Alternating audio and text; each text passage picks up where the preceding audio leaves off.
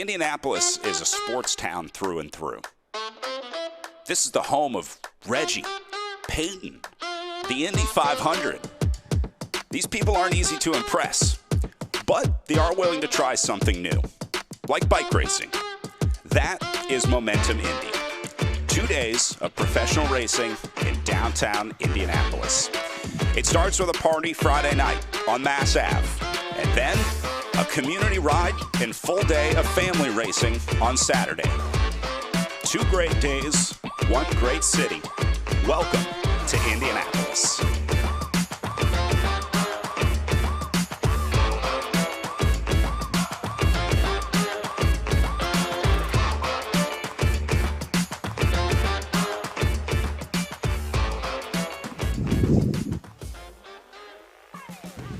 And what a city to kick things off here for the Echelon Racing League as we get ready for day 1, stop number 1 here of season 2 of the ERL, with some beautiful shots of Indianapolis, Indiana, our host here for stop 1 of the Echelon Racing League. So psyched to have Lauren Hall alongside with us. Lauren is going to be with us all season long. Lauren, welcome to the virtual world. I am so glad to have you here. Thanks, Brad. I'm super stoked to be here and excited for some online racing. Certainly going to be different.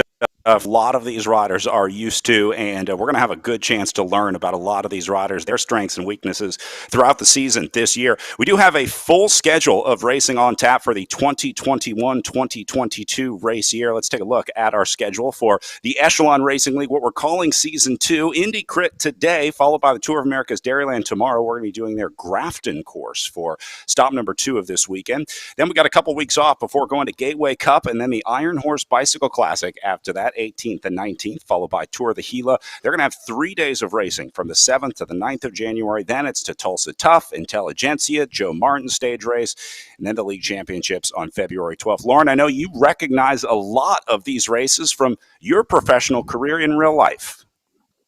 Yeah, a couple that just kind of stand out. Iron Horse Bike Race right here in my backyard. Tour of the Gila, actually one of my favorite races as a sprinter. I really love that race. And of course, Joe Martin stage race. So much happening in Arkansas. Really, really great to see.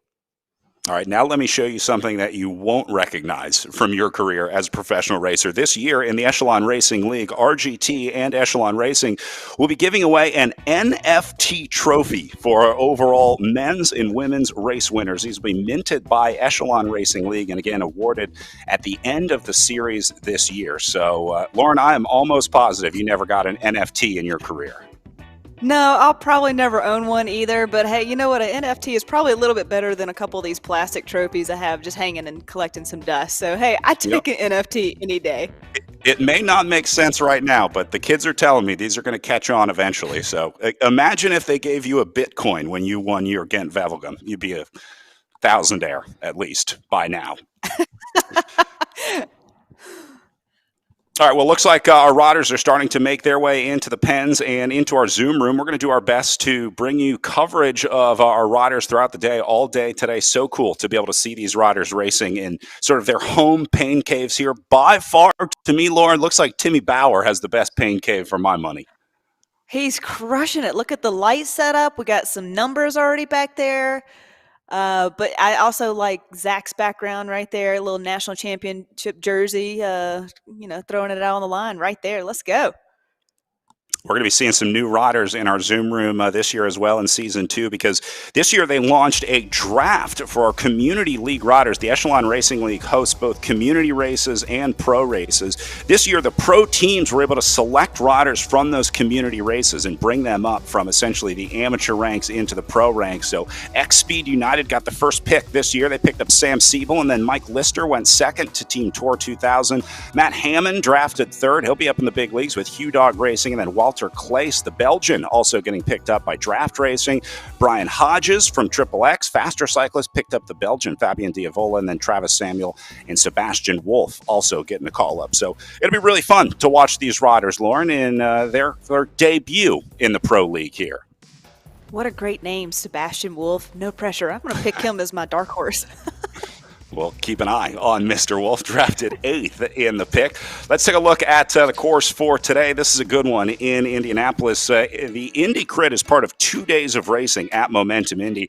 They start with the Mass Avenue Crit on Friday night. This is one of the best criteriums in America. If you've never been, this is one you've got to put on your list. It's on the party street. It's downtown. It's at night. It's a short, fun, fast course. And then on Saturday, they head over to the Indy Crit course. This one also unique. It's 8 corners, kind of a modified figure 8 course with a long start finish stretch, and then you sort of do these 2 loops at the top and the bottom with the family fun zone in the middle.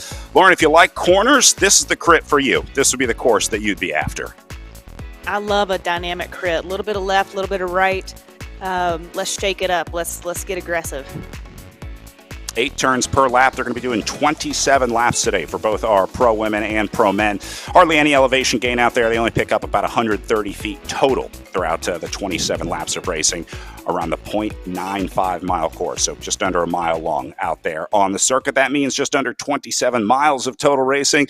And if this year is anything like what we saw last year, it's going to be a tight battle out there on course. This one was one of the few races in 2020, 2021 where we really saw the group stay together for most of the race. We saw a lot of separation in the longer road races, but this one stayed together all the way to the line, ending in a chaotic bunch gallop won by Kevin Bouchard-Hall, a new winner on the podium at Indy Crit last year. Because it's so fast and there's such a washboard going on. It's kind of a lottery of like when you jump and whether or not you're fresh enough to have some kick. And I think we needed to have everything fall in the right place. And I just got lucky, really. I think we had like 50 laps or however many we did to try to guess when the jump point is and where you needed to be in the pack. And I think I felt like I had a good idea of where I needed to go. And it worked out better than I thought. But I mean, I think it easily could have been 20 other people that won today.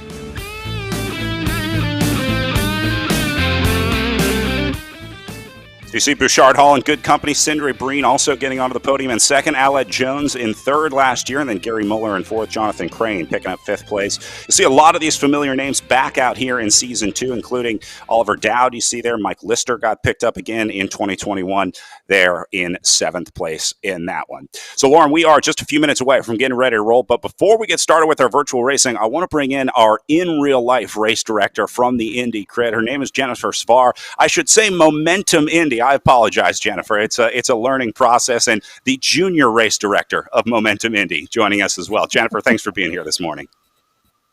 Of course. Thank you for having us.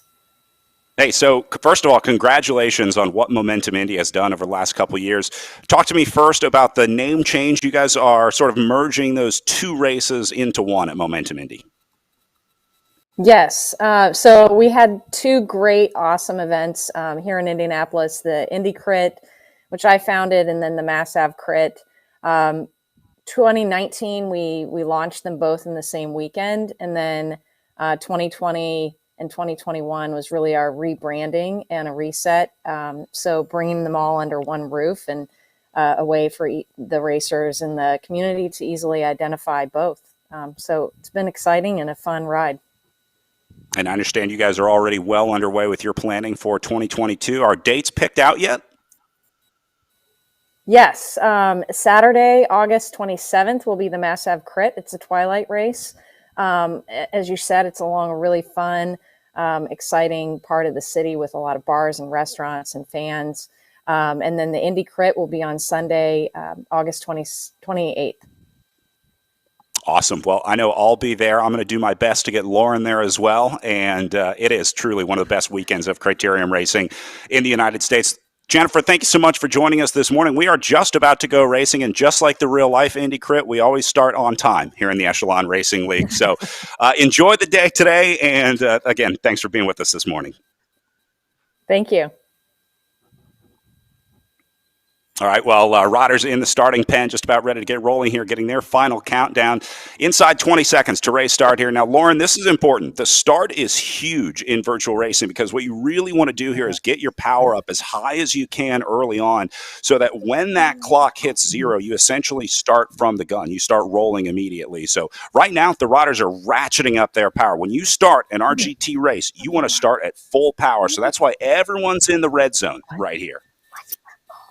And going full gas, it looks like right now. Yeah, so it's pretty cool to see e-racing kind of happening and what it takes and how to play the game and how to start out like this. It's bananas, and that is kind of crit racing. Essentially, the first couple of laps are usually full gas, and then they kind of settle in. But do they settle in e-racing? You know, this is new to me, so I don't know. Brad, do you know?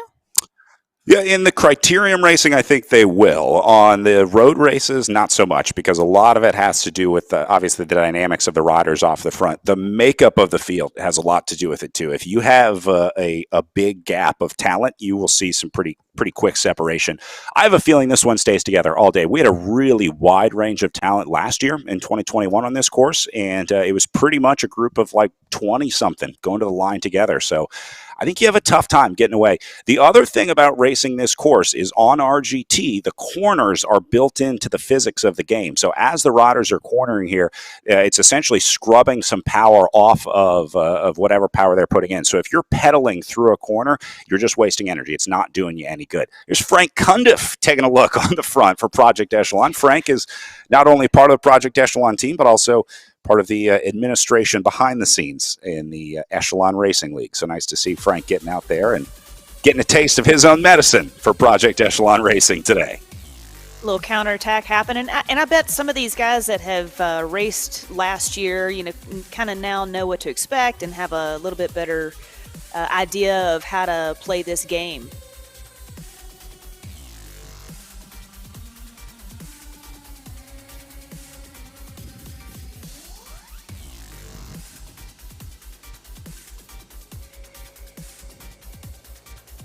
Griffin going to take a look now on the front. A little bit of a separation behind these guys. I don't think that's enough to worry about yet. It's going to have to be something like 10, 15, 20 seconds, something like that, I think, before we really start to see what we would call separation. Here's another guy that we know well from the Echelon Racing League. That was Charlie Revel up on the front, and getting a look at that separation that I was talking about right now.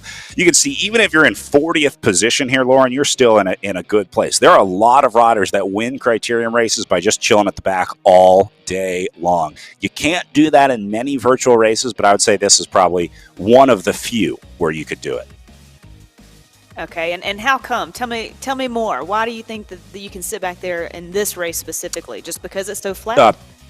Yeah, because I don't think there's going to be a split on the front. The danger of sitting in the group for most of the day is that the group rolls away on the front, obviously. But in a crit like this, based on the way that this course raced last year, I think if you just gamble and say, you know, I'm betting that it's going to all stay together, you can save a pretty significant amount of energy by being able to sit back in the group. But here's a guy that doesn't want to sprint, Mike Swart, trying to split it now. And you see the color bar below Swart's name hovering above his head.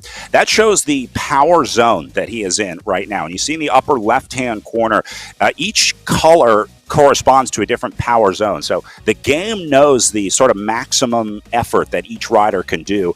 And then depending on where they are in their power zone, we can see that here on screen. So you saw Swart was going into the red zone. Now he's been caught. He goes back into the green zone, which is a much easier tempo pace, as they call it. So you'll see that a lot. As riders start to surge, the bar goes red as they go into that capacity or pain zone. But you can't spend a lot of time in the red zone, Lauren. You got to really use those bullets wisely. Yeah, you spend too much time in the red zone. I don't think there's really much recovery in e-racing. So you're not going to stay up there too long. You're going to want some help. You're going to want to get back into the group. Yeah, you're going to want to turn your fan on high. There's Oosborn taking a look at the front here. Timmy Bauer, who is in the early running for the best pain cave of the Echelon Racing League, taking a look as well. Usborne is a big part of that Above and Beyond Cancer presented by Bike World team, and even took some wins here in the Echelon Racing League last year. So this is a guy that knows how to race on the RGT platform, and there is absolutely an element to learning how to play the game on the platform. Lauren, I'm sure you found out just because you're a good bike racer on the road, you can't just go onto these virtual platforms and expect to start winning immediately. Look, I tried one of these last year at some point, just signed up for a race and didn't know that to start off the line like you were talking about earlier at the start. Yeah, it was a quick and painful learning curve, and I think I just shut down the computer and called it a day after maybe a couple of minutes. I guess that's part of it, a little bit of a learning curve. All right, Catanzaro moving up to the front here as well. You can also see on the left side of your screen that list of riders is basically showing the current running order. It's moving around a lot right now because these guys are still in pretty much a big group. So that's really just going to give us an idea of who's in here. I'm not really using it to worry too much about the position that they're in because that could change very rapidly in this group. 62 riders at a start. That's great, I think, for just a in real life race for the men. This is a good peloton. Yeah, a lot of riders are trying to get some experience because next weekend USA Cycling is hosting their Esports World Championship qualifier on RGT. So I think a lot of riders are using this opportunity to kind of brush up on their RGT racing ahead of qualifiers next weekend. Yeah, and Swart out there giving it another shot, and why not? Yeah, so just like real life bike racing, Lauren, if you're not a good sprinter and you don't want this one to come down to a field sprint, your only play is really to try and split this, right? Try and get a split going off the front. Swart's trying to take someone with him, but it's not looking great for poor Mike on the front right now. Yeah, and then you're going to be out there for a bit and just kind of use up some of that energy. And yeah, and then you kind of second guess, like, am I going to be able to put out this much effort for another 26 laps? I don't know. So either somebody come across and give me some help, or I'm going to fade back. We'll see how long Swart, well, not long, Usborne going to take over now. Hodges will get there as well. You're seeing a lot of the same guys, right, that want to try and get something going. So that tells me that there is a handful of riders in here that are interested in trying to split this and trying to, take the party away from the sprinters. And there is certainly a luck element to that sprint as well. I mean, there's some gambling involved, let's say, if you let this come down to a 20 or 30 rider field sprint.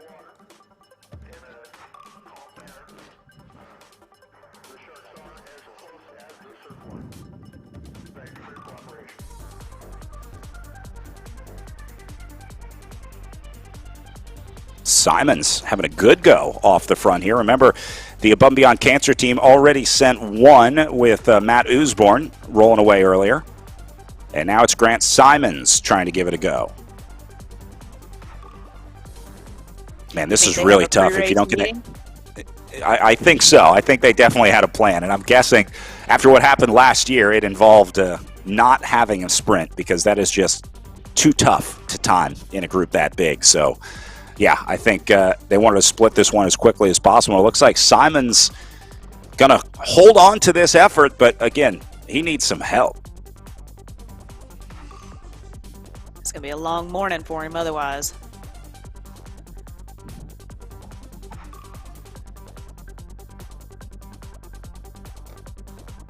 That's probably got to be another factor to take in for e-racing is where everybody is located as far as time zones and time of day. And it's a little early here in Colorado to be online and chipper and hopefully calling a race. But, I also think about, you're kind of East Coast, and so maybe you've been up for a little bit, or maybe you've already done some weights, and some of these guys are already prepped. But, yeah, that's got to be a factor as well, huh?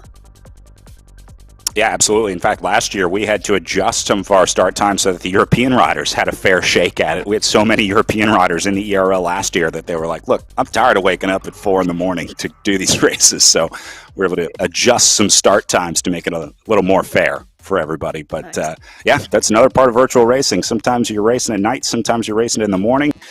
Sometimes you're racing in the garage, in the kitchen.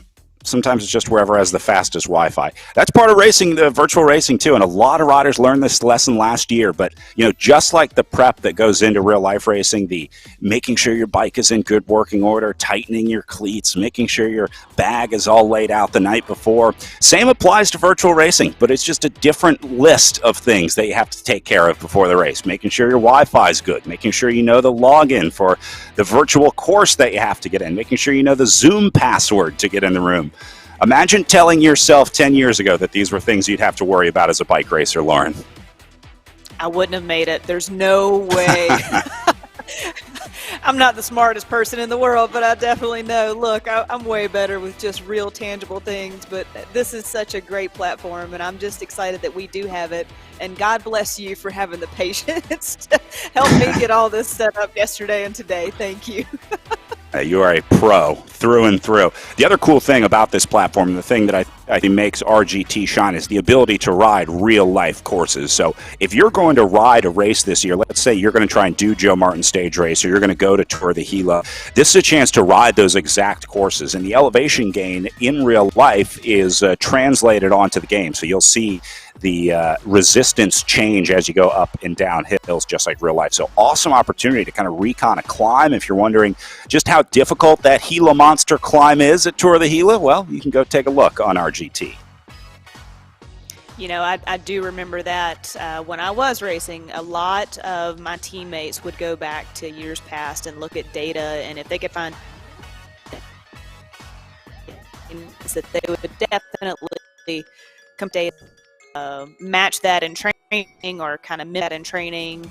I would also do that with national championships because we always had the hill. I can't remember the name of it right now, but it was basically a 2.5 to 3 minute effort, and we did the 9 laps. So my coach would have me doing a 2.5 or 3 minute effort on a very similar hill to mimic that race. So yeah, like you said, this is a great opportunity.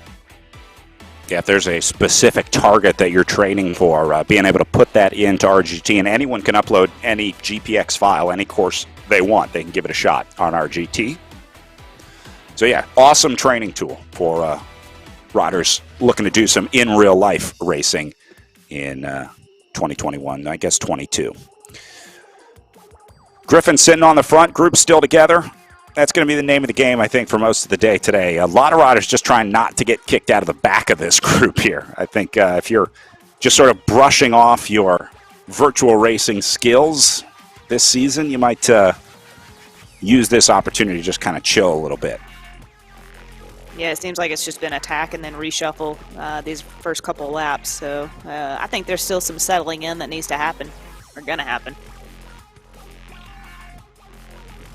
It's really a race, I think, off the back. I mean, I think it's just about making a selection. You saw how big that group was at the finish in our recap of last year. Same story. That one started with 60, 70 riders, and it was down to 20 by the end of it. So it's really more about riders popping off the back, I think. Now, this is why it's so hard to get away. You saw where Griffin went into that corner. It kind of, even the avatar sits up and stops pedaling when they go through those corners, because it's trying to simulate the fact that, well, you can't take a corner at 35 miles an hour in real life. So you're not going to do that on the RGT platform either. So a lot of this is just knowing when to let off, when to get back on that power. There is a sort of logarithmic curve, I guess, associated with it. And there's a right time and a wrong time to stop and start pedaling on RGT. Just like in real life. You can't take a corner at 35 miles an hour? What's wrong with you?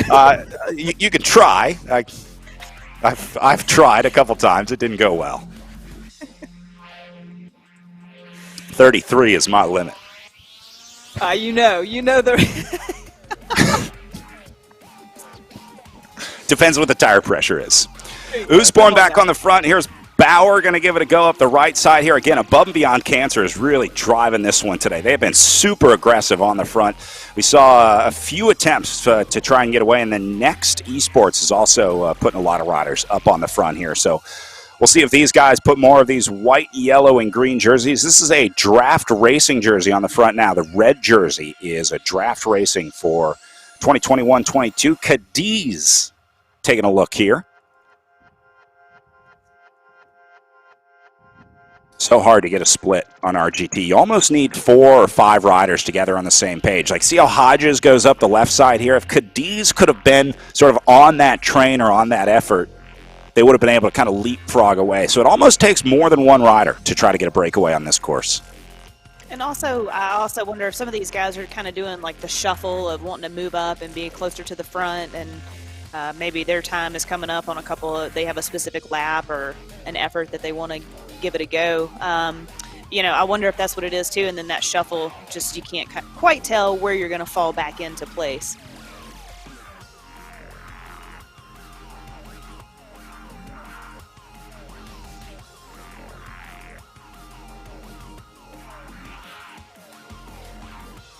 And there's a look at Hodges and his pain cave, which appears to be the garage.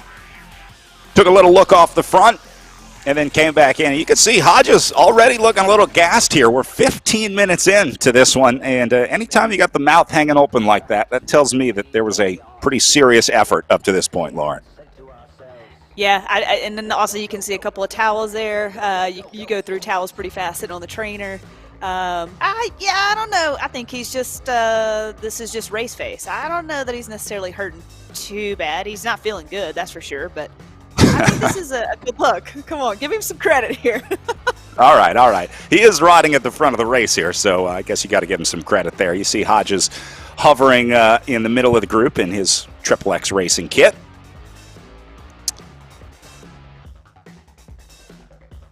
It's interesting to see that he gets out of the saddle when he's trying to close down gaps. Now, what he's doing is watching this screen in the upper left-hand corner. Now, Feldhaus, your leader right now, is not going to show any advantage because he's not drafting off of anybody. But in the game, when you get behind a rider, the game will tell you if you need to close the gap to maximize your draft, and it'll tell you how much you need to close it. It'll say, you need to move up 4 meters or whatever it is to try and get in that draft as Hodges goes again. So that's why you were seeing Hodges standing up so much. What he was doing was closing those gaps to make sure that he was sort of getting the maximum return on his drafting each time. And now he's going to go again solo off the front. This guy really wants to get away from the group. That's awesome. I love when the numbers just turn to red and he's doing like 8 watts per kilo. Now I want to see his face. Now he's giving it.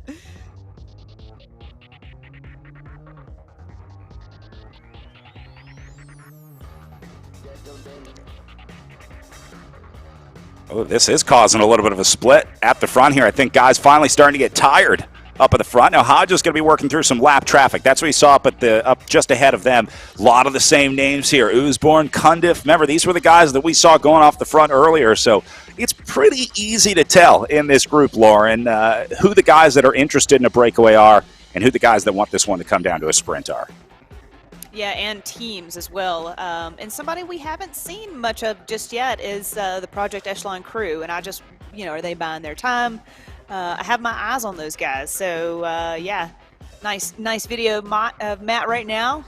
Look at that dude. Look like he's not having a problem at all. Yeah, he looks comfortable as ever. Frankie Andrei last year dubbed Matt Usborn's riding Pain Cave Cell Block X. He's kind of in this gray concrete backdrop. He's actually on his balcony, I think in Vancouver, if I'm correct. I think he's up in BC. You think anybody downstairs is cheering him on from the street? Like, come on, Matt!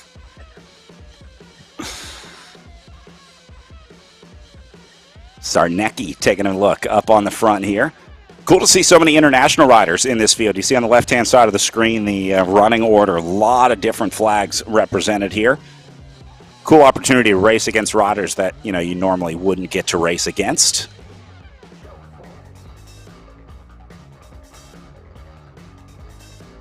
Yeah, the diversity of e-racing is limitless.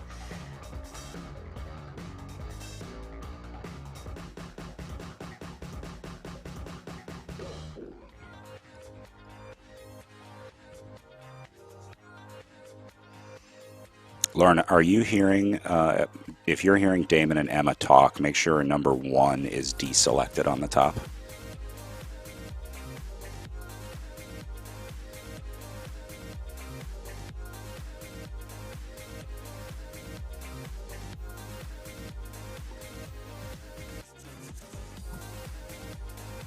All right, so the split's continuing to come up here on the front. Getting a good look at Dowd from Restart Racing. Top 10 in this race last year. In fact, 10th place on last year's results. And there is Oliver in his pain cave right by the window. Got some nice natural light. I love that we can also analyze where they are in time and in their home. Like that's even just another great aspect of e-racing. It's really fun. That's the best part of virtual racing to me. I always wondered what your living room looked like when you were a pro racer. I would always see you race and I wonder what her living room looks like. And now I know. Nothing.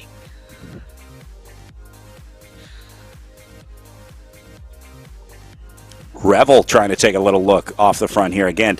Again, Lauren, I'm seeing a lot of strong efforts, but I'm not seeing any concerted efforts. I'm not seeing any groups working together here. Yeah, I think we had a shot a couple laps ago, but yeah, so far it's just now I think they're kind of shuffling them back in again, and I don't know, first race of the year, kind of getting those ebbs and flows and kind of trying to find that equilibrium. Here's Dowd back in the red zone here.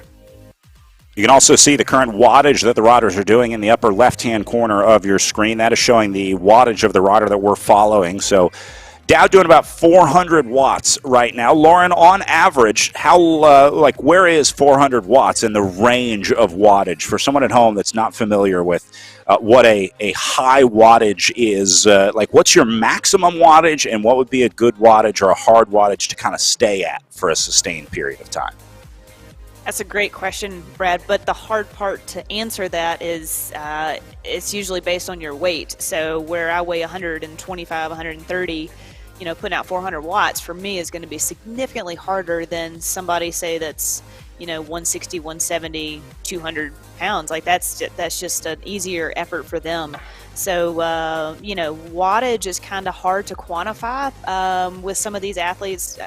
So I usually look at watts per kilo that we see a lot of right there by their name, because that's going to give you a more indicator of how hard they're actually having to push themselves based on their weight and based on their power output that they can put out. So it's a hard measurement just looking at power solo, but yeah, watts per kilo for sure is where you're gonna see the effort really play in for that individual.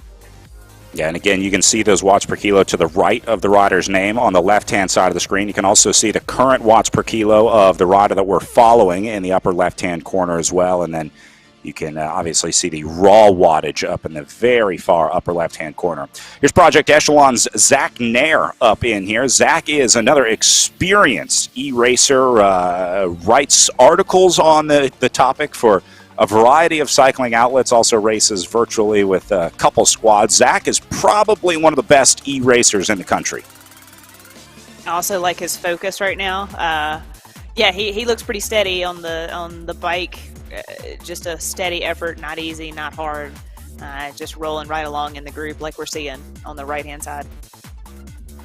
Zach is also a coach. I have to imagine having a coaching background in virtual racing is a big advantage, because so much of this is about really just maximizing your performance, right? I mean, you can't really sneak your way into a good ride in virtual racing. You can't just ride in the group or just have good bike handling skills to get you to the line in virtual racing. A lot of it is based on that sort of raw data and power, and what you put in is what you get out. Yeah, coaching to me the numbers part can be totally black and white, super easy, hit the numbers, check your boxes. But then there's also the mental side of coaching that, I can't imagine. I do have a coach still who's also basically my psychologist as well. So, you got to take in those factors. These guys sitting in their house, or there may be kids running around. Those are distractions from racing. But, it's supposed to be fun. And this is a great stress reliever, too, is to ride your bike and race your bike. So, I think Zach's got a good quantifiable look on things. Explain to me more about what a coach does, because it's more than just teaching you how to be a better bike rider. I mean, how do you coach someone to be a better racer? That's, coaching is so much more than just, hit these numbers, check the box. That is a huge piece of it, but the other aspect is life. I mean, we're human beings, and we have so much more going on in our world than just hitting these numbers. There's stress, there's food, there's sleep, there's life, there's work, and so there's that aspect of it as well. And some coaches are really good at that, and some aren't. And some prefer to do that, and some prefer to just pass you on to a sports psychologist per se. But I have been lucky enough to find a couple of coaches that can manage me in all aspects. I think I'm pretty easygoing individual, and just kind of lay it out there. Just put the truth out there. What's going on in life? Because if you don't let them know, then they don't know how to coach you, or they don't know how to change your workout based on maybe you didn't sleep good the last 3 nights because you have a sick baby at home. So, these are things, and these are things that coaches work through, and that's why you pay good money for a good coach.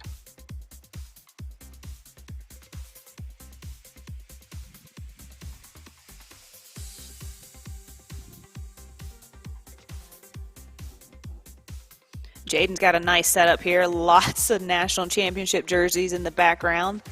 I see a Climbers jersey back there. That's Dairyland back there. There is, Tour of America's Dairyland stage winner, Category 2 winner, and amateur winner. So we actually, I first met Jaden Yeager when he was a Category 3 rider. He went from 3 to pro in 1 year. He went from he won the Category 3s 1 year, and then was back racing in the Pro 1-2 field the next year. Not just racing in it, but really riding at the front and mixing it up. Now he spends a lot of time in the Masters races. He'll do the Masters 1, 2, 3, 35-plus races at races like Tour of America's Dairyland. But this guy's progression from amateur to high-level bike racer happened at Tour of America's Dairyland. So I know he is super psyched for tomorrow's stop of the Echelon Racing League.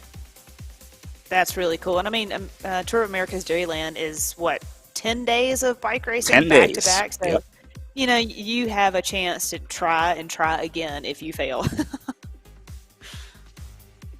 Yeah, one of the best places to learn how to become a better bike racer, because it's the ability to apply that learning the very next day, right? When you learn something in a race, and then you get to go practice it 12 hours, 20 hours later, something like that. Zach Nair back on the front. There is a little bit of a split here. Let's call this 5 guys up here. You can see the distance on the left-hand side of the screen. It shows the distance between the riders and the next rider in front of them. So it looks like 6th and 7th place is where that split really is. Back to Simons, who's going to come across, but looks like this one's coming back together.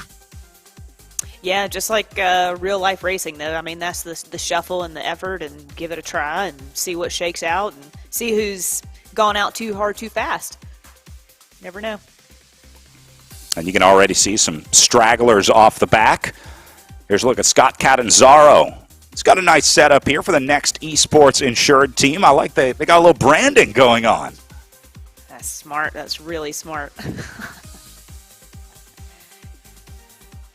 Are you a headband wearer? Are you a hat wearer when you're on the trainer? What is a trainer? How does he keep his glasses on?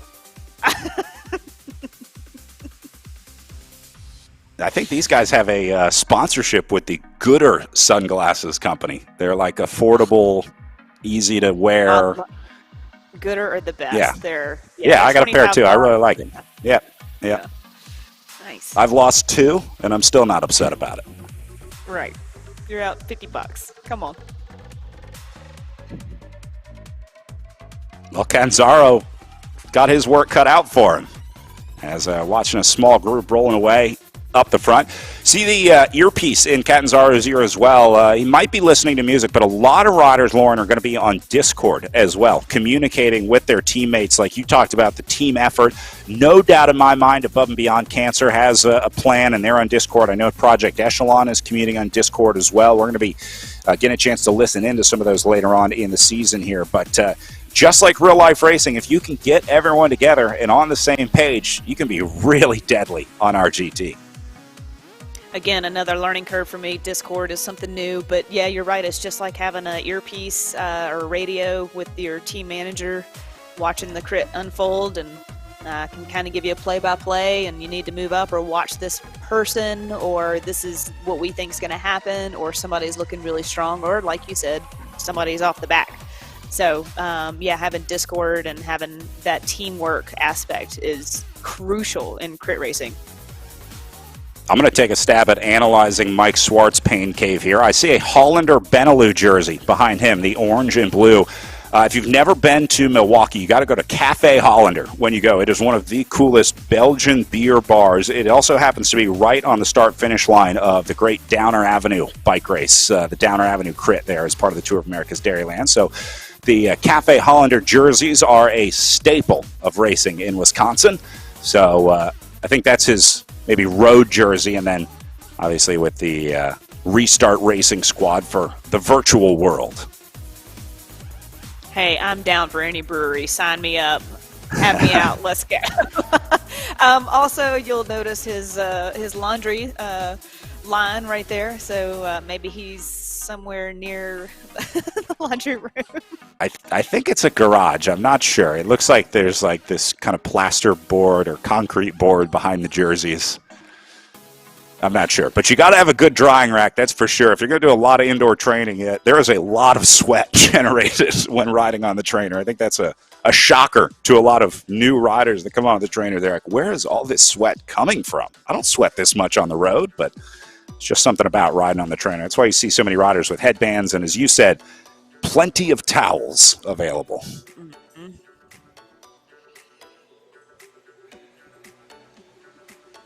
Do we have a group of 2 or 3 right there? One getting dropped and 2 off the front now? Yeah, it looks like a couple trying to escape here. See if we can pick those 2 up. Dowd and Bickley going to get away here. And looks like these guys are cooperating pretty well. You notice that they're riding really close together. Here's Will Harden trying to come across the gap as well. And now Bickley going to sit on the front and do some tempo setting. All right, so this is a good-looking group of 3. These guys definitely have it figured out. There's Bickley, your lead rider, the full gas jersey on the front. So it's Bickley, Dowd, and Harden, I think, the 3 working together right now. And I say they're working together because they rode into that single-file line so quickly. And now this is going to be one of the next esports riders flying past him. Payne Griffin is like, hey, you guys work together. I'll be up here. Goodbye, Payne. Yeah, totally. Just did a massive counterattack right there. That's a cute pace line, boys. I'll be up here. So now Griffin back on the front here as he's going to be joined by Simons. But I think Payne Griffin knew. He was like, look, I've done this before, guys. It's got to be a bigger jump than that. You got to come stronger than what you're doing right now. And he was right because, look, they're about to get caught in this group. Yeah, he's still out there giving her, knowing to sit up in the corners. And, yeah, he's not don't let off the gas, Griffin. Let's go. This guy must be a terrible sprinter to want to get a split that badly. Doing his part for his team. He reshuffled, probably absolutely. made things pretty hard on everybody just then. So 100%. There are now 3 guys at the front of that race that are pretty gassed, and well, Payne Griffin is not high on their Christmas card list right now, let's say. Looks like there has been a selection at the back. I think we're down to maybe 30-something riders remaining in contention here from our 60-something starters. So already we are starting to lose riders off the back here. Good look at Will Harden right here, who has been up in the mix a lot today.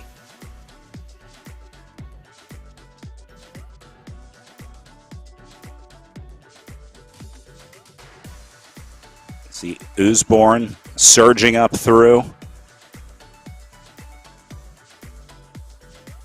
A lot of the same jerseys up the front. Seeing a lot of Above and Beyond Cancer, a lot of draft racing, a lot of Next Esports. I think I just saw a Team Tour 2000 jersey rocketing up the right side as well, as now Jaden Yeager takes another look off the front here. Yeah, these guys have been on the attack, I feel like, all morning. Either just to kind of try and soften up the field for their sprinter or to try and get something and just be aggressive and take their chances up the road. I like these guys and their racing style for sure.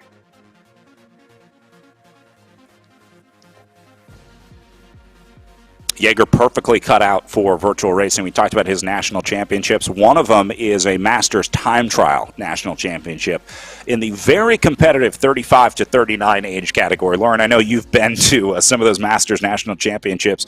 The 35-39 age group is like, might as well be a Pro 1-2 race in most parts of the country. I mean, the talent in that age group is still really, really strong. So to win a time trial national championship out of that age group in 2021, pretty impressive for Jaden Jaeger. No doubt. Yeah, I've gone and watched some of these Masters races. I will not participate because I don't want to train that hard anymore. But yeah, you're right. I mean, they're just full on. It's elite racing. It's those that were at that level, retired or have a full-time job, or for whatever reason, chose to do the Masters race, which is so great. I love that aspect that is available for all of our athletes. So that's pretty stellar that he is a national champion. That's no small feat. And Jaeger he didn't look too gassed watching him on that attack last time through. Certainly looked pretty comfortable on his way off the front.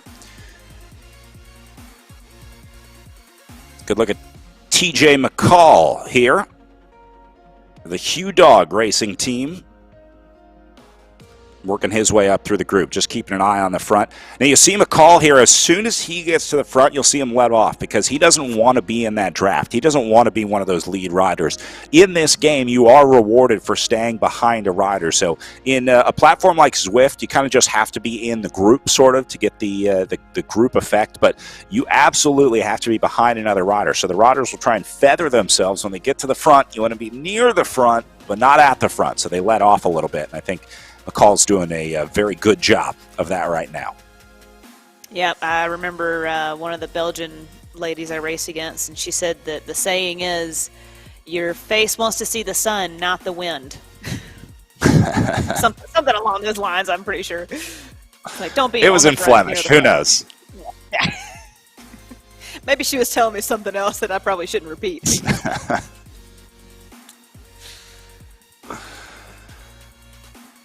All right, guys, still together here as we move our way back up through the front. Still seeing some red power zones just to stay in the group here, especially at the back. So these are riders that are starting to struggle to hang on here, struggle to stay in the group as these guys start to lift the tempo at the front. So it is starting to happen. The cracks are starting to form. You can see how the shape of the group has changed a little bit here from our helicopter aerial view here, Lauren. It was pretty much going fence to fence earlier in the day, but things starting to spread out a little bit now. Yeah, for sure. When you start going to the back and having to make an effort through every corner, and you can see you're slowing down as they're speeding up through the corner, that's never quite a good sign. So, will these guys, I just wonder, will they just keep rolling around just for the effort, or will they completely just shut the computer down? What do they do? Like, do you get pulled off the course? I'm not sure what the protocol is when you rage quit or get dropped. I know once you leave the game, you disappear from the virtual world, so we may lose some riders throughout the day here. Well, they do keep lapped riders on the course, though, unlike real life racing. At least here in the U.S., they leave the lapped riders out there, so you may see them working through some lap traffic. Can I just say I like Timmy's setup so much, but I'm also very curious about his number plates 145. Is that BMX or is that moto? Timmy does everything. This guy is a bike racer through and through to the core. Timmy is one of the most fun guys that you will ever meet at a bike race. Cross, mountain bike, road. I had a chance to meet him. I actually met him in the virtual world for the first time in the Echelon Racing League. And then he came out with the squad to some races like Tour of America's Dairyland. They did Intelligentsia Cup as well. So I got to meet Timmy in real life last year at some of our in real life races. And dude loves racing his bike, and dude knows how to have a good time. That's for sure.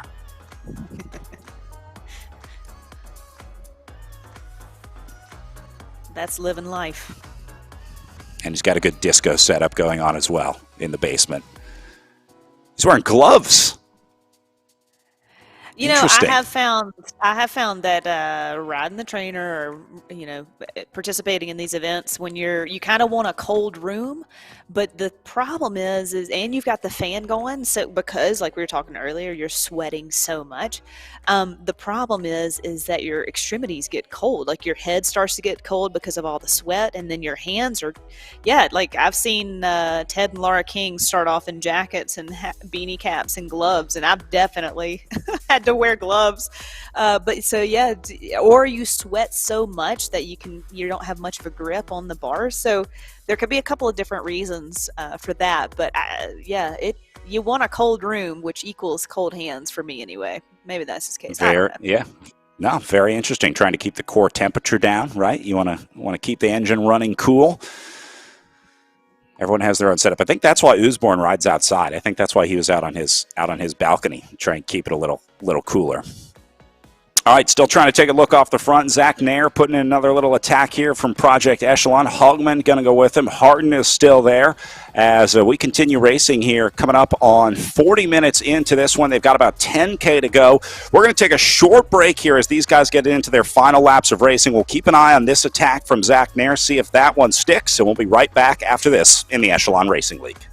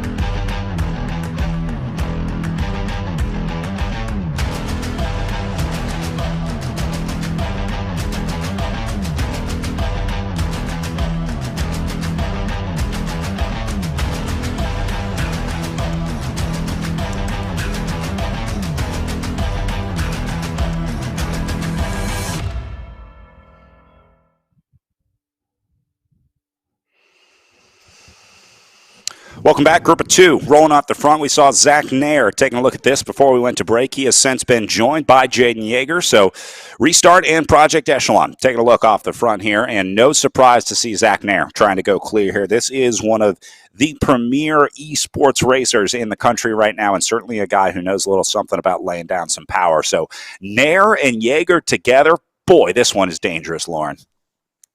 Brad, can I just throw out a suggestion for the Echelon Racing League that they need to have some sort of button to say, hey, you want to work together? Yeah, let's go. Hey, we look at each other like, I see you, you see me, let's go. Head bob, something. There is a in-game chat, so the riders can chat with each other in the race. The problem is everybody can see the chat, so it's not as confidential, I guess, as you would have the chance Right. to do in real life. So, yeah, everyone's going to know what you're doing. Looks like they got a couple more with them. Catanzaro is getting up there. Now, Millam is a lapped rider. You see him at 52nd place right there. So he's just trying to tack onto the back. This is a group of three. Catanzaro has now joined. So Nair, Jaeger, and Catanzaro going clear here at 7.3K remaining. So we are getting down to it. And this is going to be one of the last big moves of the day here, Lauren. They are out of time to get a split going. So I think it's either this or a field sprint today.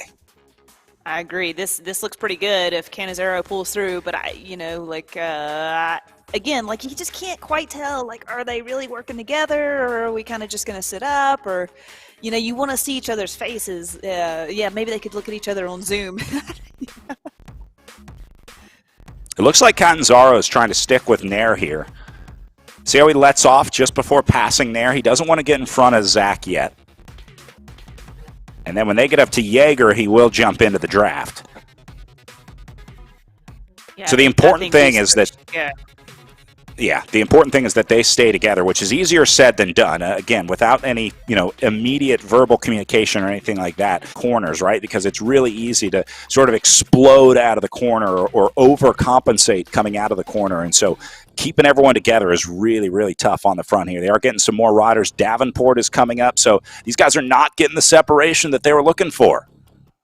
Yeah, I think they had a little bit of it, but I think people noticed that too, and said it's just going to get strung out, and there's going to now be a couple of counterattacks. If I was a betting person, who knows? But that's what I would do if I was out there racing and trying, because it's been separated now. Everything's been hard since those guys attacked, and it's strung out. So yeah, everybody's hurting when you catch those guys. That's like the knife, the dagger in the coffin, in the back, whatever the saying is, but like that's where you got to go. Yeah, you hurt too, but so does everybody else. Like this is where it matters. Well, and this is the difference because Zach Nair is going to go again. You see in the upper left-hand corner of your screen, he is redoubling his efforts. You saw Jaden Jaeger was kind of sitting back. He was looking a little more relaxed. I think Jaeger had resigned to the fact that it's going to be tough to get away on this course. Zach Nair has not thrown in the towel yet. Big red zone effort from Nair here on the front. Now, it's not causing a split, but look what he is doing. Stringing this group out here at 5.6K to go. All of a sudden, if you were planning on sitting at 25th place and chilling until, the last couple kilometers, you got another thing coming here because these guys are continuing to push tempo on the front. Yeah, and Jaeger's job may have just been to cover and kill, just to represent. Who knows?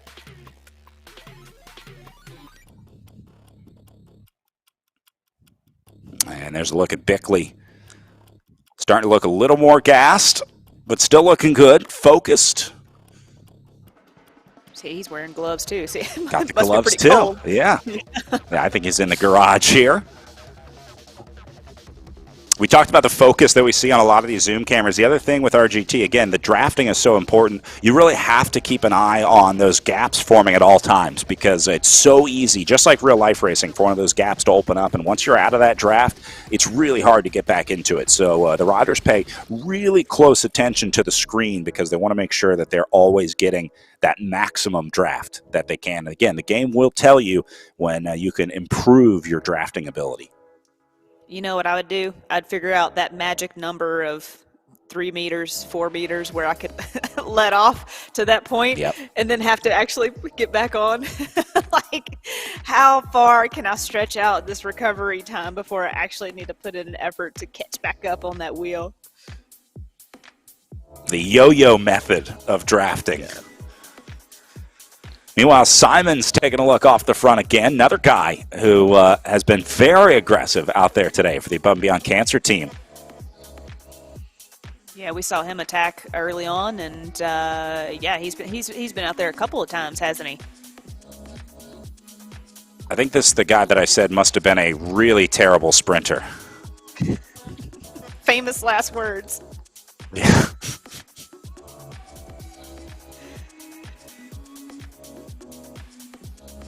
Simon's back into the red zone here. Doesn't seem like a lot of worry back in the field behind him. I think those guys are all kind of waiting for the sprint here at 3.9K to go.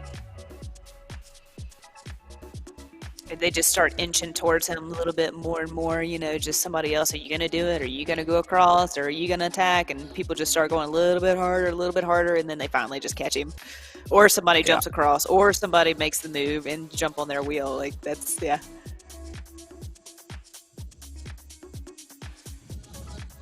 He's still giving her, though.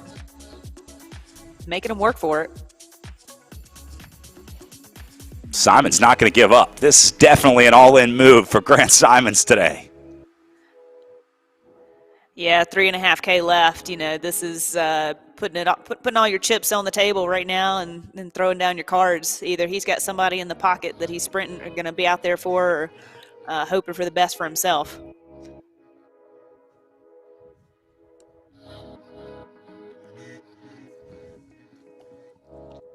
I think we are looking at the final moments of Simons on the front here, because that field is just waiting to swallow him up behind him. But Simon's going to stay in the red zone here. I love the effort. One shot, all you got. Might as well take it. Let's go. One shot, all you got. I like that. Coin that. How do these NFTs work? Like, how do I? Yeah, well, you're going to have to file that copyright with the Announcers Union. We get a pick 6 every year that we all get a copyright. So you better get that one in. All right, down to 2.7K to go here on the front as Morris taking a look on the front now. This is going to be some fresh legs from the Above and Beyond Cancer team. So I think they went through their sort of early workhorses on the front, that being Simons and probably Matt Usborne as well. And now they're going to start to throw it over to the sprinters, because this one looking more and more like this one's going to be a bunch gallop to the line.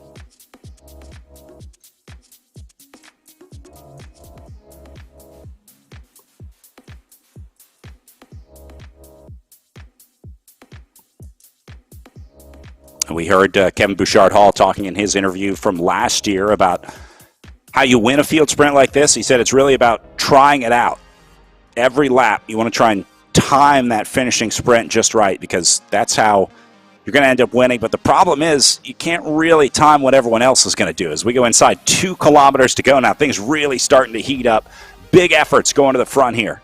You're going to start to see a lot of new names up here as well. Hardin, an old name, one that we know well. Done a lot of riding on the front here for Project Echelon today.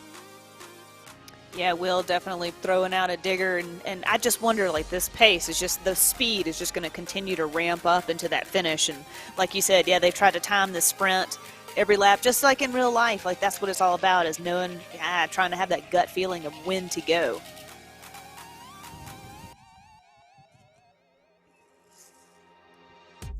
Slazy, Safarzada, Sarnecki up at the front here as well.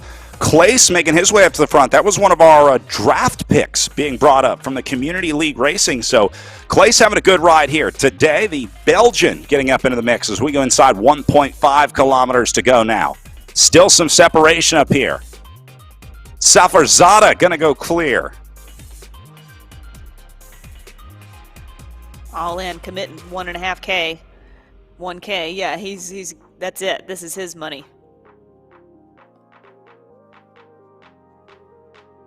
Hey, talk about an all-in move. There's no turning back from this one. Now, draft racing may have some other riders back here. They're going to be ready to sprint. They got a guy named Bruce Bird in this race who had some good results in the Echelon Racing League last year. Haven't seen much of Bird today. We'll see if he makes his way towards the front here for the finishing sprint as they go inside. 1 kilometer to go. You're going to see the red flag. And then this one gets real interesting. Just 1, 2, 3, 4 more corners. Look at all the red numbers. Oh, man. Yeah, they're giving her amazing. now. Let's go. And now Safanzada going to get swallowed up. Payne Griffin going again on the front. Brad Bickley there as well. Catanzaro coming up into second position as they go inside 700 meters now.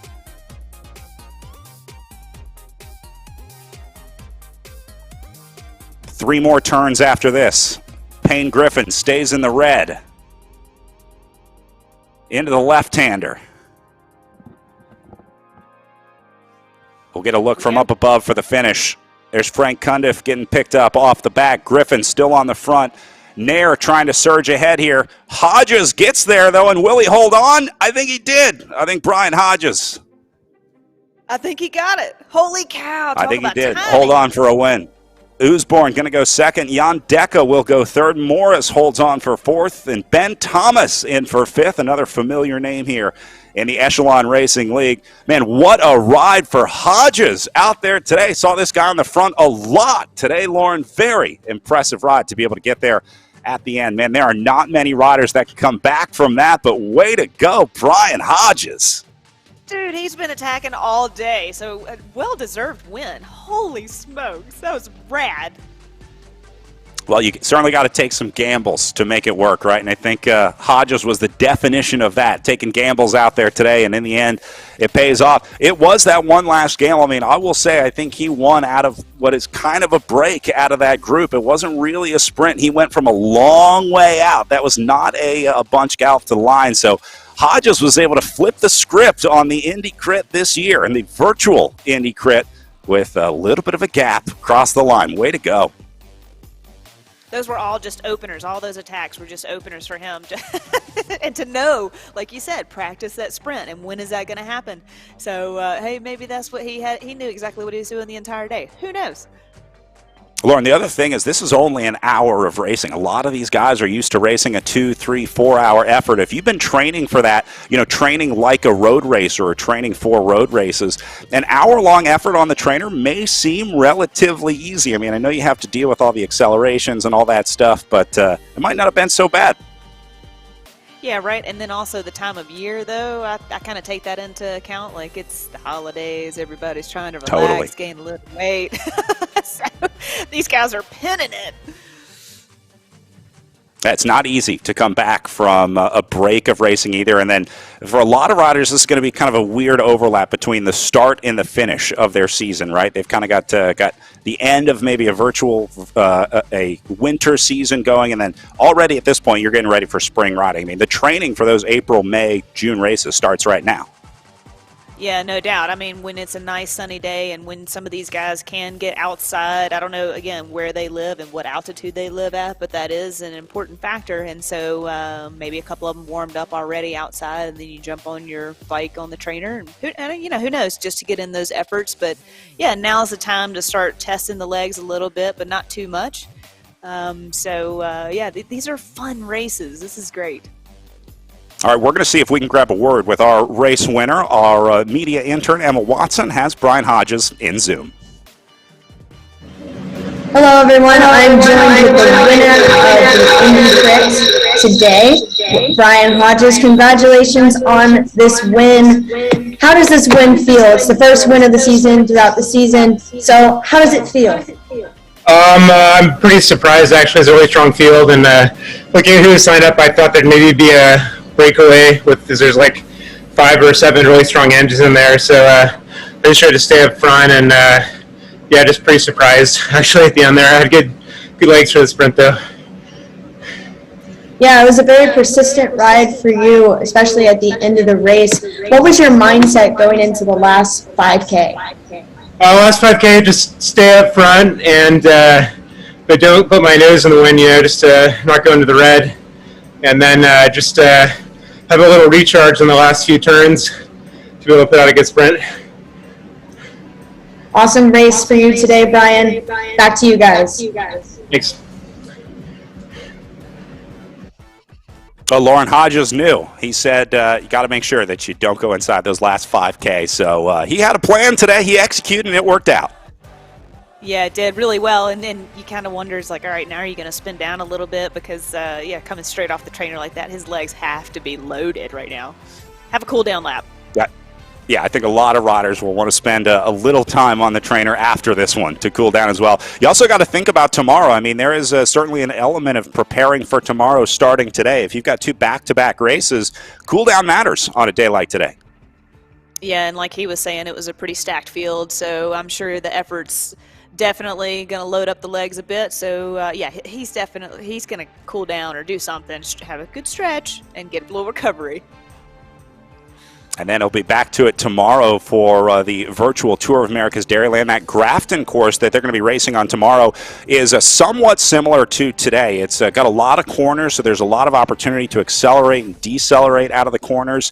And I think if you do well today, you can do well again tomorrow. So Hodges got to be feeling good. There's certainly an element, Lauren, of being hot, right? When you're winning, it's a lot easier to win again on the second day. Well, now he's got a target, right? I mean, nobody's going to let him up the road. They're going to be looking to him to do some work if there is a break up the road. So now he's got a target on his back. But, I mean, that's better. It's better to win and have the target than not and just be chasing the next thing. It ain't easy being king, but I'm sure Hodges would not mind having a target on his back after getting a win today. So it'll be really interesting to watch how tomorrow plays out. A lot of riders in there right now are thinking, I was so close. I just need to change that one thing in the final sprint. I just need to go a little earlier, a little later. And like I was saying earlier, you can now apply that immediately the next day of racing. That's huge to learn that lesson and be able to go straight into it the next day. Exactly. That's bike racing at its best, especially when it's back-to-back days like this, is you can try again tomorrow. So that's the beauty of the Echelon Racing League. And guess what? You'll get to do it again in 2 weeks also if you fail tomorrow. So yes, keep racing, keep trying. That's what it's about. Plenty of learning opportunities. They can also race in the community race as well. A lot of riders have been doubling up the week before the pro race. Again, get a look at the course, figure out where that race is going to be won and lost, figure out where those important parts on the course are, and maybe try and pick a spot where you want to go. Yeah, that's a great point, is doing the community race the week before and, like you said, seeing the course, and you can try different tactics, and if it doesn't work out, then you haven't really lost too much going into the pro race, right? So it's like a group ride training. That's at its best, but then you have some of the best community racers out there. So you may have a slightly different dynamic bit of racing, but yeah, that's just such a great opportunity for these guys. Yeah, that's part of the game, I guess, is trying to find out where you belong in that world as well. That was always a part to struggle with, trying to figure out which category you should be racing in, where you belong in the world. So the draft is a good way to figure that out, too, to sort of move the riders up from the amateur league that need to be racing in the pro league here. Yeah, what an opportunity. Like you said, if they're all on Discord, and to have a couple of pro riders that have had that experience in your ear and just kind of give you a little bit of tips here and there and advice, that's huge. And it's just a in real life opportunity that you never know where some of the stuff is going to take you. All right, let's take a look at how things shook out outside of our top 3 or top 5 today. I think we had a pretty good idea of where our podium ended up, but here's the rest. Hodges, Usborne, and Deca go 1, 2, and 3. Sam Morris will end up 4th place, so a lot of him on the front up there as well. Ben Thomas back for Season 2 in the Echelon Racing League, picking up 5th with Brad Bickley in 6th. Walter Clace, one of our draft pickups, in 7th, picking up a top 10 ride. Great ride for Walter. Mike Lister ends up in 9th. Lister in 8th. Will Harden will take 9th. And then William Zogaib in 10th place for the next eSport presented by Insured Team. Very cool to see Walter Clace up there in 7th. I think that might be my ride of the day, Lauren. Always cool to see a rider that just got called up to the big leagues have a good performance. Yeah, like we were just talking about, having that opportunity to just give it a shot and yeah, make the most of it. Getting in the top 10, that's a great result.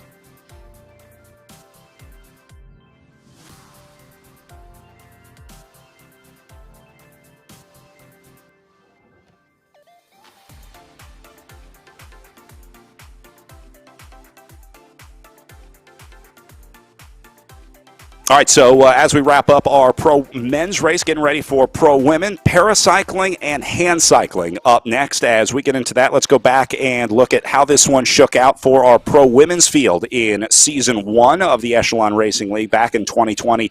Same story here. It was a bunch gallop to the line in the virtual Indy Crit back in 2020. Big group hitting the line, but it ends up being a local rider from Indianapolis winning in the virtual Indy Crit. That was Arielle Coy, who found her way to the front of that group. A big thumbs up from her in only her second virtual race. Congratulations on the win. Welcome to virtual racing. How much experience do you have on the virtual platforms? Not much. That was my second time on RGT. I did start doing, my coach invited me to join his team for the Zwift World Racing League. And so I've been doing that, and that's kind of like my first actual like big racing with women, and it's been fun. But the RGT and Zwift platforms are very different. Well, Coy figured it out last year, beating Jackie Godby, one of the few riders that had the honor of saying that they beat Jackie Godby in an Echelon Racing League race last year. Aaron Ayala had a great ride as well, ending up third. Cheyenne Noble took a fourth place. Kirsten Pohl in fifth. You're going to see a lot of these same names back, as a lot of these riders will be returning, including Eleanor Wiseman down there in 10th from the Amy D Foundation. She got picked up by the Project Echelon squad for 2022 in Season 2. We're also going to see some new riders coming in from the draft. Same situation here. They had a draft that allowed teams to select riders from the Community Combine race. Emma O'Toole, the British rider, was picked up by Project Echelon first. Anne Schwarzenwalder from Triple X Racing also picked up. Urska Korent got the call up to the pro ranks with Faster Cyclists, and Sabrina Belisle also getting called up from the Velocity Vixen Racing team. So again, awesome opportunity. And Lauren, we saw some of those draft winners up in the top 10 for our men's race. So I'll be looking for these 4 in our women's race. Yeah, Brad, me too. Emma O'Toole is somebody that, I think she did well last weekend, and so to see her being picked up is pretty exciting. And then Jacqueline's coming back, so that's always going to be an interesting dynamic. And again, like we were talking about bullseyes, she's definitely got her work cut out. See some of our pro women riders and our paracycling and hand cycling riders in the Zoom room. Again, we're going to be checking on all 3 races throughout the day today as we keep track of all 3. Again, an honor to have paracycling and hand cycling in the 2022 Echelon Racing League. Really cool to be able to add that in. And we're going to talk more about that a little bit later on in the show here, because it is a really cool opportunity. Let's take a look at the front of our women's race underway right now as they have just taken off the line. Surprise, surprise. Meet the old new boss, same as the old boss, Jackie Godby, back up to her old tricks on the front here. Just going for it right now. Or maybe she just knew to go off the line like we were talking about in the men's race. You got to start out going hard, and she's picked this up from last year and knows what to do. So, go ahead and set that bar very high, Godby. This is great. I love it. Let's go. Well, this is a familiar view that a lot of riders are going to have to get used to seeing if Godby keeps riding the way that she did last year, and that being the back of Jackie Godby's virtual character, as Godby is not afraid to win solo. She's not afraid to attack. She's not afraid to make big moves. And if anyone can support those rides, it's Jackie Godby. So this is a very dangerous rider on the front right now. There are a lot of riders panicking in this field going, oh, no, not this woman again, not Godby again. She's already created a split in the peloton. Those in the back are definitely going to be scurrying to catch back on, and that's a tough spot to be in as an athlete, is to know from the gun, it hurts already, I've got to catch up. It's a mental crack right off the start line. That's, I think, a big part of Godby's success is just breaking the mental spirit of so many riders early on. She's certainly not afraid to go early, go often, and go hard. It looks like she's going to be doing the same thing out there today.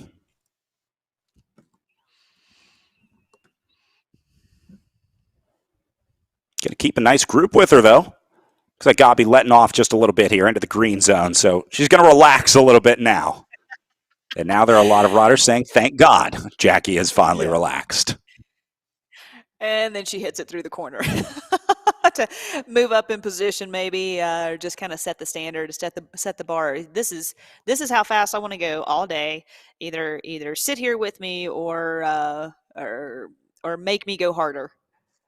Yeah, talk about separating the wheat from the chaff here. Godby's going to figure this one out pretty quickly and see who wants to go with her. Scalo going to get up there. The German rider having a little look here, saying, look, you're not the only big name in town. I'm not afraid to go hard either. Let's go. Huh.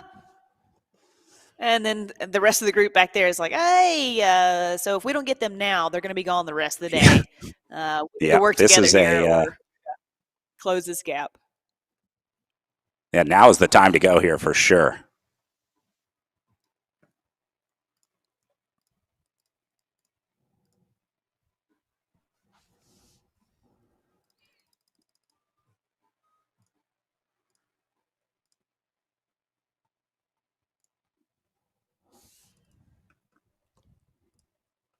Skalou hanging out up here.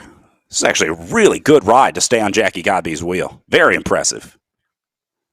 You know, I wonder if Jackie will just let her sit there for the entire race. You know, Jackie obviously is going to be one that's not going to want a field sprint, and that she can stay out there no problem all day.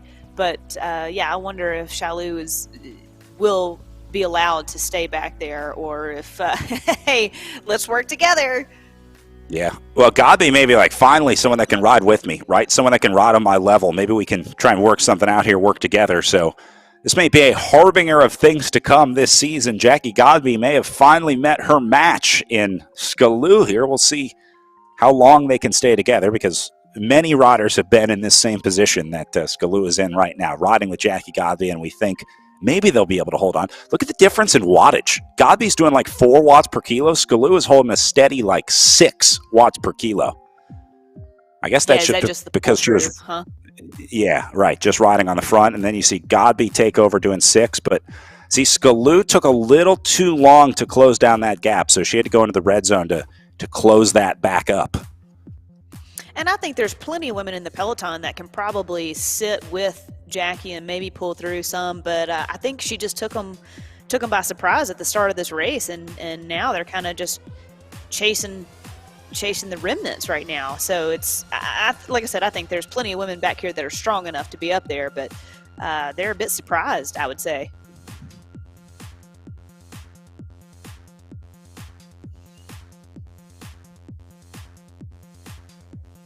A lot of riders back in this field, too, I would imagine. In a real-life race would be talking right now about how they all need to cooperate to bring back Jackie Godby, but that's, I think, a given at this point. Channel right now. Right. Let's all turn to Channel 3 and have a quick discussion on how we're going to bring this back. Although, I don't know that a discussion would do much good in this scenario. I think you just got to throw a bunch of watts at the problem and hope that you can bring it back. I like that. Throw a bunch of watts at the problem. That's that may be able to solve it. Well, Godby's got plenty of watts to throw at it as well. Looks like one rider trying to bridge up. It's going to be Ronkkinen. Into the gap in third. I think probably realizing, yeah, I think these two up the road might have an idea of what they're doing. So I'm going to try and get on that train. I would say it's now or never. I think that you see it's 180 meters right now up to the 2 leaders. That's probably only getting bigger as this day goes on. So I would say if you've got the legs to go across the gap, you might as well go now. And I think that's what Ayala is trying to do here. That's what Bonasisi is going to try and do. These riders know what they have to do. I hate to armchair quarterback these riders and say just go across the gap and get up to the leaders, because I couldn't do it, but I know I'm asking them to do it as an announcer. Yeah, it's so easy. You guys just go on and catch them. But no, you're right. If they don't do it now, you know, everybody has pretty much fresh legs, I would guess. And if you don't do it now, it's just going to get worse. So go ahead, make the commitment, close the gap, shut it down. Know that she's going to do it again. But yeah, if you don't work together and try and establish some sort of group think to get those two back, then it's not going to happen. Ayala trying to have a go now. There's a look at Erin in her pain cave. And I think Ayala is part of that group that's just trying to get everyone on the same page. Saying, all right, let's not start attacking each other until we deal with the 2 problems that we have up the road right now. That gap is growing. They're up over 200 meters ahead of this group now. Triple X putting someone else up on the front. Maybe going to try and control tempo a little bit. Looks like Erin's got some snacks on the left-hand side. Couple bottles, maybe 1 drink mix, 1 water. Hey, I'm not sure if those are chews or... Yeah, what are they? Oh, you're probably right. You know what I was going to say was like the peanut butter filled pretzels. that was going to be my second guess. It's kind of tough to tell on Zoom here, but yeah, they might, maybe a little salt be good for you in the race. I'm not sure. Sounds good to me. I need a couple of those right now. I guess that would be a lot of chews for an hour-long race, so that would be a lot of caffeine. Let's go with peanut butter pretzels. Maybe we'll ask her if she wins. We'll We'll see what was fueling Erin Ayala out there today.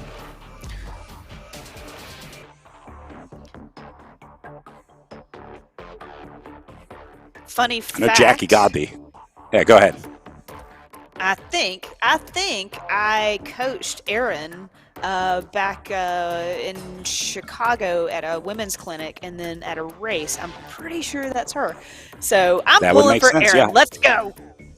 Yep, Erin is part of that Wisconsin, Illinois racing community. Tour of America's Dairyland, Intelligentsia Cup, all that stuff. So, yeah, very good chance that you would have run across her in Chicago. And she Here's was a look at strong. Emma She is a O'Toole. very- Yeah.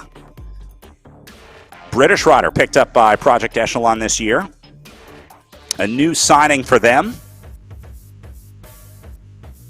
Giving it the stare And a good down look right at now. her. I feel like she's looking Yep. through my soul. I'm not sure what she's looking at. I guess she has the game on this screen. I guess she has the game on the same screen that Zoom is doing. Most riders put it in front of them. I'm not sure why she is has the screen up and to the left. But you can see how intently she's watching it, right? You have to close down those gaps. And again, ride as efficiently as possible. You really can't take your eyes off that screen. Yeah, no doubt, especially knowing the smallest of gaps, just increases your wattage effort. So, yeah, you're going to stay on the wheels as best you can.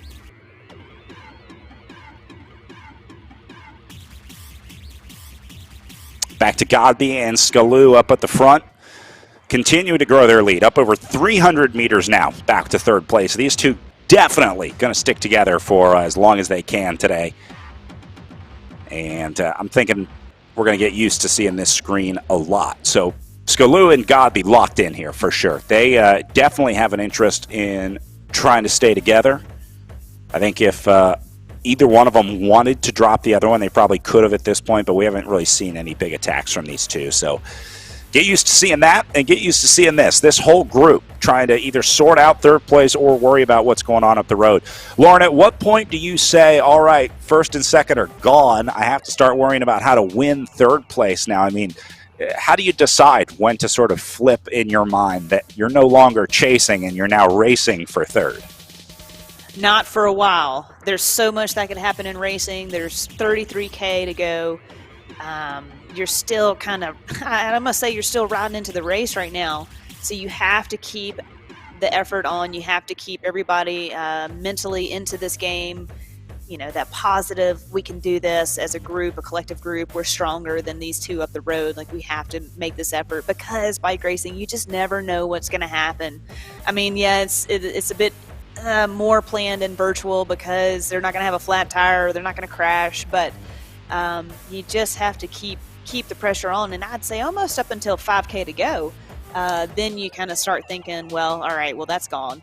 And you monitor your effort, and hey man, use it as training. What's wrong with that too? Like, let's just make this a hard day anyway, instead of just rolling around. Like, let's race our bikes. Let's go hard. Let's make this an hour worth of racing, because it's a long season. Like you said, there's a lot that can happen before the end of this race. And let me assure you, there are absolutely mechanicals in virtual racing. Wi-Fi drops out, you lose power, the Bluetooth connection drops, your computer dies, you run out of battery on your head unit, whatever it is. There's a lot of things that can go wrong in virtual racing.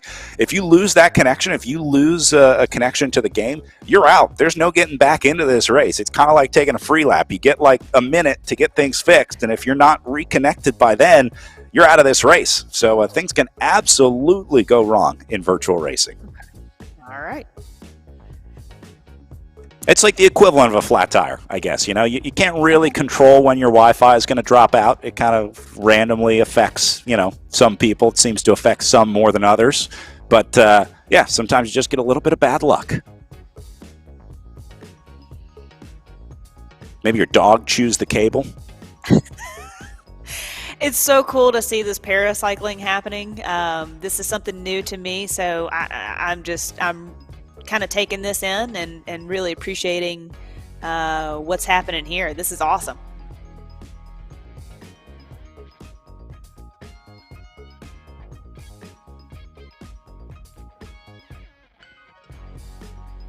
Well, Paracycling, one of the new additions of RGT and the Echelon Racing League. We've been doing a lot of para and hand cycling with Echelon Racing League and RGT over the last few years, but they're making some big commitments and big changes to the paracycling and hand cycling opportunities, including adding our paracycling and hand cycling races to our pro weekends here in Season 2 of the Echelon Racing League.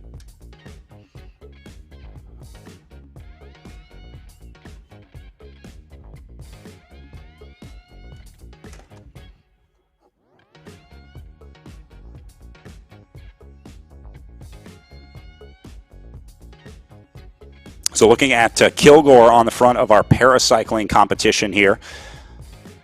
A lot of work with the PVA, the Paralyzed Veterans of America group, to help make this happen, help bring more para-athletes into the sport. And it's cool seeing some of the unique setups that these riders have, Lauren, because there's so much customization that goes into these bikes, whether it's a hand cycle, a para bike. Everyone kind of sort of makes their own customizations to fit them and their needs. It's always cool to see these riders on their trainers at home. Yeah, I bet that's a whole other ball of wax, isn't it, of how to set up your trainer with this. And so yeah, maybe we'd get to see that shot. Just this is new to me, so I wouldn't even know what it'd look like, so that would be super cool. But yeah, what a cool opportunity and a cool addition to the Echelon Racing League. Yeah, I've gotten to learn so much about para racing over the last couple of years. There's so much that goes into it that we don't think about. Transporting the bikes is a huge part of it as well. Trying to get those machines across the country. Most of them don't box up into a bike box the way that a normal able-bodied bike would. So they were saying virtual racing is a huge opportunity to get more racing in because it is so difficult to travel with some of these para bikes or hand cycles. That's such a valid point, and something, again, I just wouldn't have thought about because, yeah, the assumption of it just fits into a box like all of our stuff does. But no, you're totally right. I mean, they must have to drive a significant amount to get to a lot of these races across the country. Yeah, and I think that's a big part of what groups like PVA do. They're able to sort of transport multiple bikes together, help people out, and get more athletes to more races. So it's been really cool seeing more of those in real life and virtual opportunities for these riders to compete. Good look at Mar Dennis Parangual for the PVA Racing Squad. Uh-oh. I thought we had technical difficulties like you were talking about. Like, is this your free lap? I think he might just be muting me. He might just be saying, shut up, Brad. I don't need you in my ear. Again, there is a little bit of communication in the RGT app game as well, so maybe communicating with some of the riders out there in the virtual RGT world.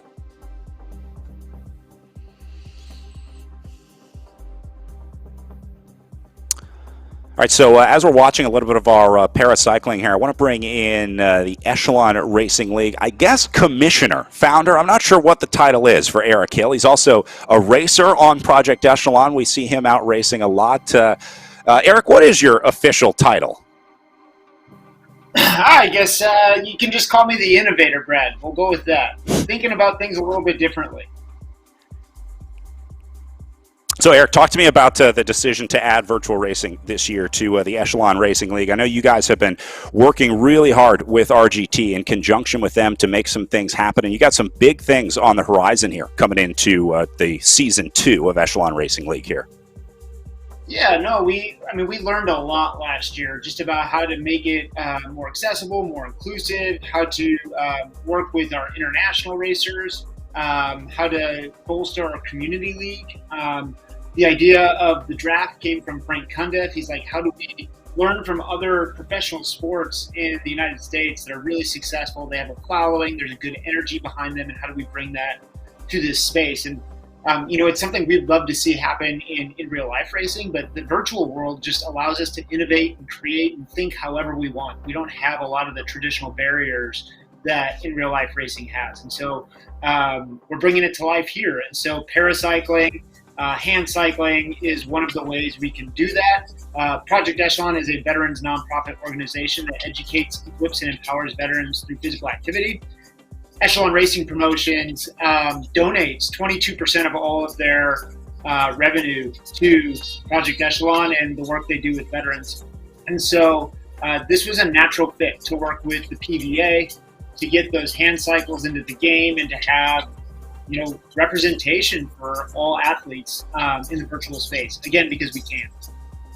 So we saw a look at some of the early renderings of the hand cycles that are going to be coming into RGT, so the riders will have that representation in the app. And then running a full schedule for para and hand cycling as well. This is a huge opportunity, Eric, for riders to be able to do a full series. Yeah, I mean, like I said, we're working with the Paralyzed Veterans of America. We are working with the Challenge Athletes Foundation. We're working with USA Paracycling and with the U.S. Paracycling Olympic Commissioner. To get more athletes here, to help have them understand the opportunities that are available to them, because there are so many, and then really, you know, to show what these athletes are able to do. Their disabilities aren't limiting factors for these men and women. They can do so much, and we want to show the world what's possible. Well, you talked about those opportunities. I understand you're going to be getting to spend a little bit more time with Lauren this season as well. Lauren, you're going to be doing some directing with Project Echelon this year. Is that right? I'm so excited to kind of bridge that gap over from women's cycling to men's cycling, and kind of having those similarities of it's still bike racing when it comes down to it. And I hope that my knowledge and this smile won't always be on my face with these guys. Like I want to see them do well, and I want to see them succeed, and I want to help them get to their roles and what their job is in racing. And so, yeah, Eric has given me this opportunity, and I'm really excited about it. You are a saint. Wait, who's a saint here? Both of you. Eric, you got to be excited, though. I mean, what a great director to have on board. Oh, man, we're definitely honored to have Lauren on board. I mean, one of the most decorated women in U.S. cycling. She's got a wealth of knowledge, a wealth of experience, both internationally here and in the U.S. And we know we have a lot to learn from her and on and off the bike. And so I know she's going to help us build a really strong and successful culture in our team. Right on. But Eric, thanks so much. You guys already have a great group of guys, so I'm really excited to work with this group specifically. They just need a little bit of direction from Lauren Hall. That's all. Eric, thank you very much. Hey, last thought. Does Jackie Godby finally get beat today? We got one rider with her off the front, so we're wondering if we might finally see an upset here in the ERL. Yeah, we're super excited to have Beast Mode on board with the Echelon Racing League this year. An international team that has massive success in the virtual racing space on Zwift as well. So to be able to bring them over to the RGT platform and have them just carry that knowledge over, we hope we can give Jackie a run, and she hopes so too. Jackie's a competitor at heart, and she wants people to push her to her new level as well. All right, let's get back to it and keep an eye on it. Eric, thank you so much, and we'll see you next week, or more racing in the Echelon Racing League. Thanks, Eric. Thank you, guys.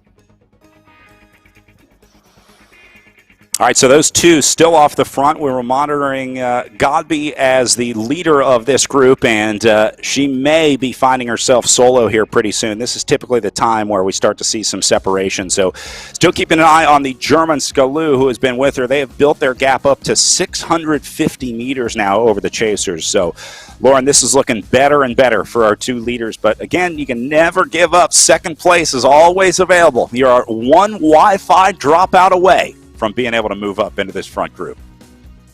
Yeah, it's tough to see that gap just keep growing for that group in the back, but it looks like Shalou, maybe, did she just put in an attack on Jackie right there? I think so, and look at Godby responding out of the saddle here. Like you just said to Eric, somebody's going to give her a run for her money. You just never know who's going to show up to these things.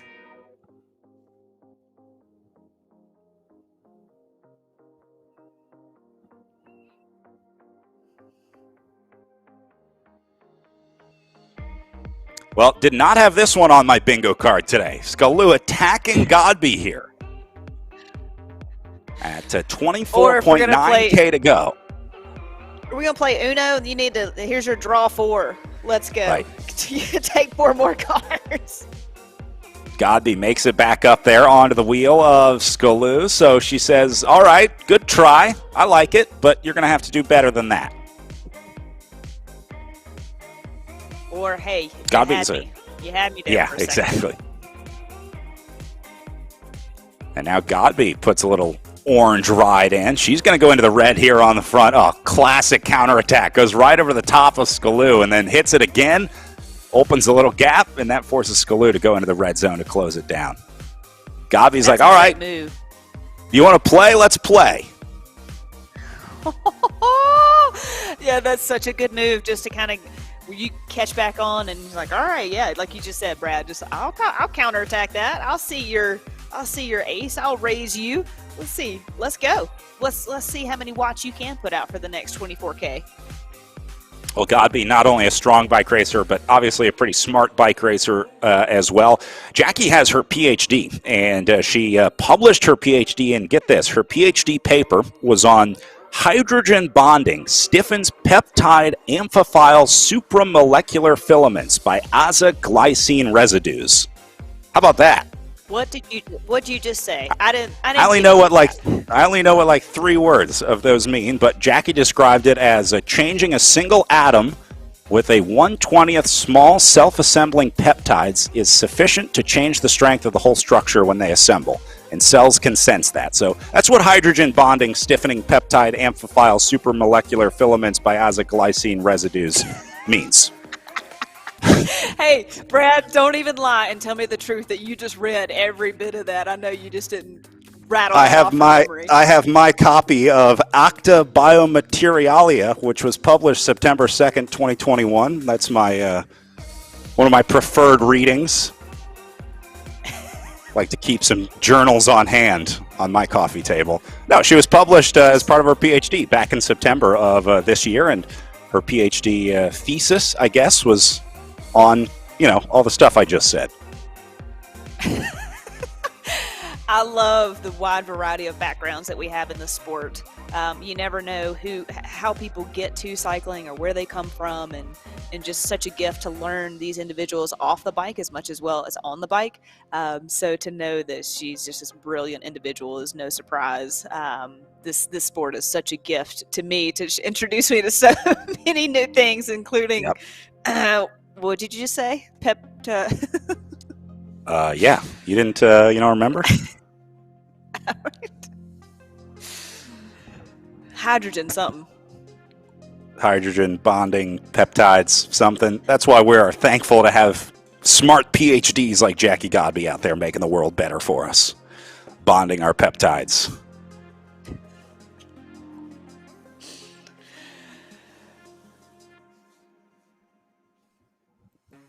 Well, it's good to see Shalou is sticking with her, and they're back to working together again. It looks like, and the peloton has diminished significantly behind them from this effort. And I like to see these ladies still putting in, full training and full race mode, not giving up. This is still bike racing, so you never know. Like you said, maybe somebody's internet's going to drop out. Let's hope.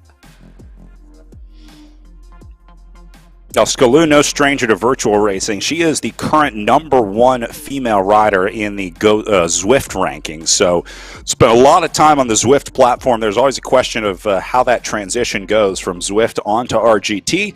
I'd say she's got it figured out pretty well, riding with Jackie Godby at the front right now. This is going to be a great battle this season between these two. I mean, you're talking about a Zwift expert that has finally come over to RGT and is going to be giving Jackie Godby a run for her money here in Season 2. Yeah, she saw that NFT and was like, you know what, I'm going to go in for the run-in for that. I'd like one of those, please. Thank you.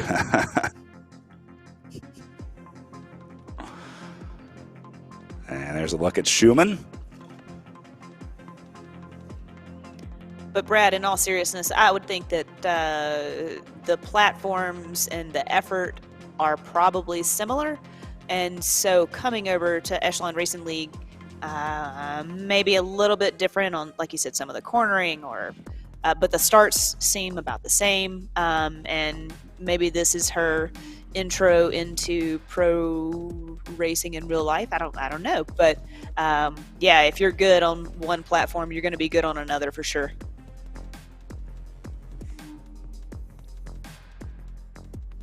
A lot of riders did report having trouble adjusting to the change in physics on RGT. It's a little more realistic on RGT. It also gets rid of all the sort of gamification, I guess, on Zwift. There's no power-ups or hiding or draft. There's all kinds of like bonus power-up point things you can get on Zwift. None of that here. This is pure racing on RGT. So I think a lot of riders have trouble sort of moving over to that, but obviously not Skalou here. Here's Corrent making her way to the front. This was one of our draft picks getting the call up.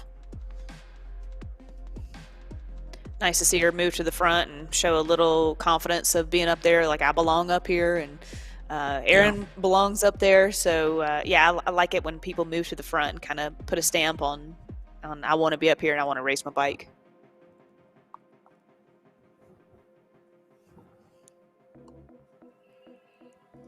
Corrent putting in a nice effort here, string things out a little bit.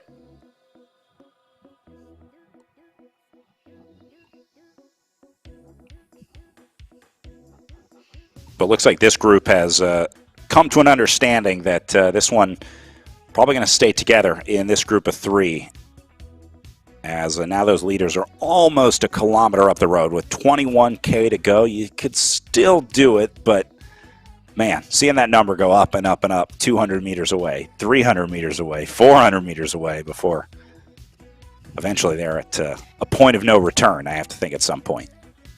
Yeah, a kilometer up the road. And it's hard to take mentally to know that they're riding away, know if you're still riding, steady and hard. But, you just got to keep putting forth the effort and at least getting the workout at this point. So it's worth working together. It's worth learning the system if you're new to the league, learning the corners potentially, or learning your effort, or maybe even just gauging where you are in training in the year, because it's December and we race again tomorrow. Now they'll know to start off full gas and to watch Godby with Hawkeyes. Yeah, it was one rider that you had to worry about. I think now you have to worry about two riders going up the front. Now there's two that you want to watch and follow at the front of the race, and just try and hold on to a wheel and try and get on the right side of the split that is almost inevitably coming. So Skalou on the front, who we've been talking about here, a virtual racing expert, really got into the sport, the competitive side of the sport on the virtual side. Only started riding 4 years ago as a commuter, really. Just tried to do a little less driving and a little more riding, and took an interest in triathlon before eventually moving to Zwift only a couple years ago. So she is a virtual expert through and through on these e-racing platforms. Yeah, Brad, I mean, you see a lot of that. Some of these athletes come from commuting or single speed. I've seen that. I came from soccer.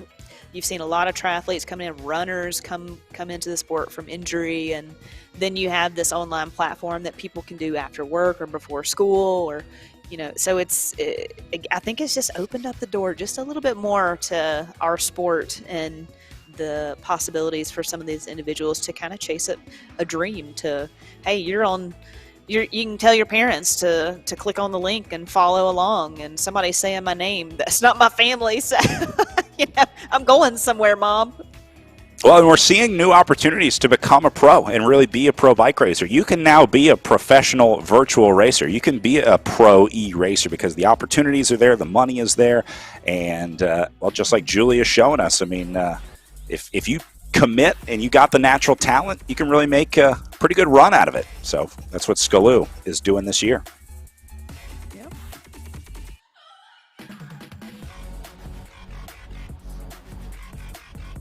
All right, so as Godby and Skalou continue to put time into this group, up over 1.1K ups. Looks like our para riders about to make their way into the finish. This is Pete Kilgore, your race leader, at 1.2K to go to the line. So he's going to be on his final lap of racing here. There's a good look at Paul. Riding for the PVA squad, presented by First Nation Group. And it Paul's looks like just Kilgore been off the front. Yep.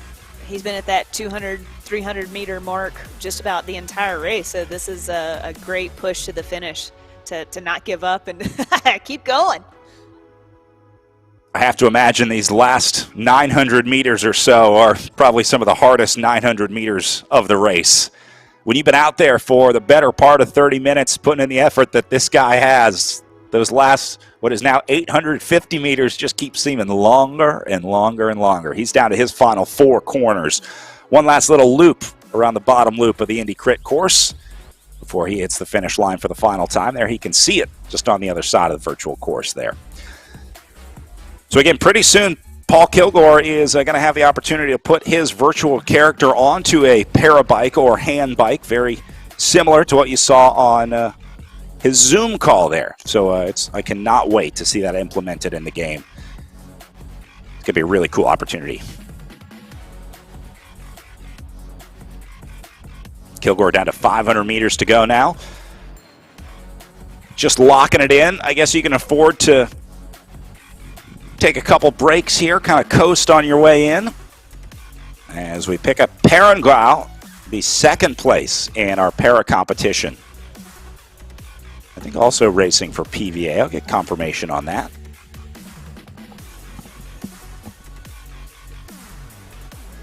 But Kilgore going to wrap things up on the front into his last left-hand turn. Pushing it to the and finish. Paul Kilgore got the finish line in sight. Nice red effort all the way through. I love it. He's got the win by 360 meters, but still puts in one last little dig onto the finishing stretch as Paul Kilgore is going to win our paracycling competition today at the Indy Crit, part of Momentum Indy.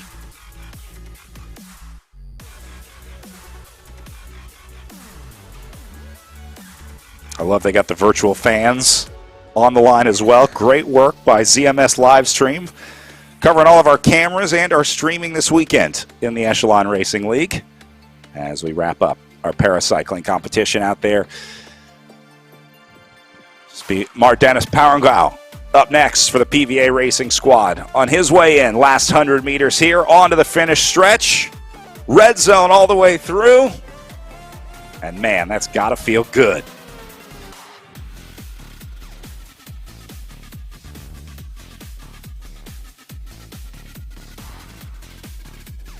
Back up to the front of our pro women's race now. Scalu and Godby still going at it. Up to 1.2K in front of the rest of our pro women's field. As these two continue. Just lock it in, do battle.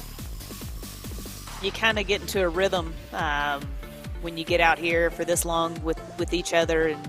And you kind of create this bond together. And these two, if they continue racing in the league, will definitely have eyes on each other for the rest of the season. But yeah, it's nice to see them working together. Yeah, you have nothing to lose except to work together out here for this long.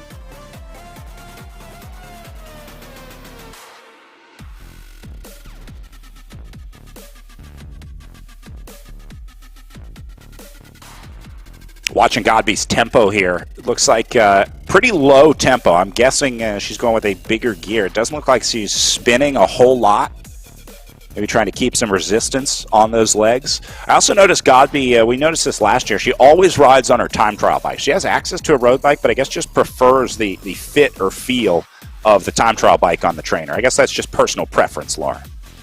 Huh, good eyes. I guess I wasn't really picking up on that. I was looking at her heart rate over there. I'm guessing that's her at 169, yep. Almost 170. Yep. Yee-hoo! Yeah, so how personal is heart rate? Like, how much does that vary between people? Is there a baseline heart rate that you look for? Yeah, another good point that we kind of go back to when we were talking in the men's race about power. Heart rate is very specific, obviously, to each individual, but because of age and just your makeup, your genetic makeup. So yep. I'm 42 years old. I'm running 170. I'm almost tapped out. And Jackie, not so much, right? It looks like she can sit here and hold this heart rate most of the day. So it's again just one of those things that you can look at and know that they're probably going pretty hard, but at the same time, like power versus heart rate, you can kind of look at those two and get a measurement. But it's kind of hard to tell, based on their genetic makeup, if that's a high heart rate for them.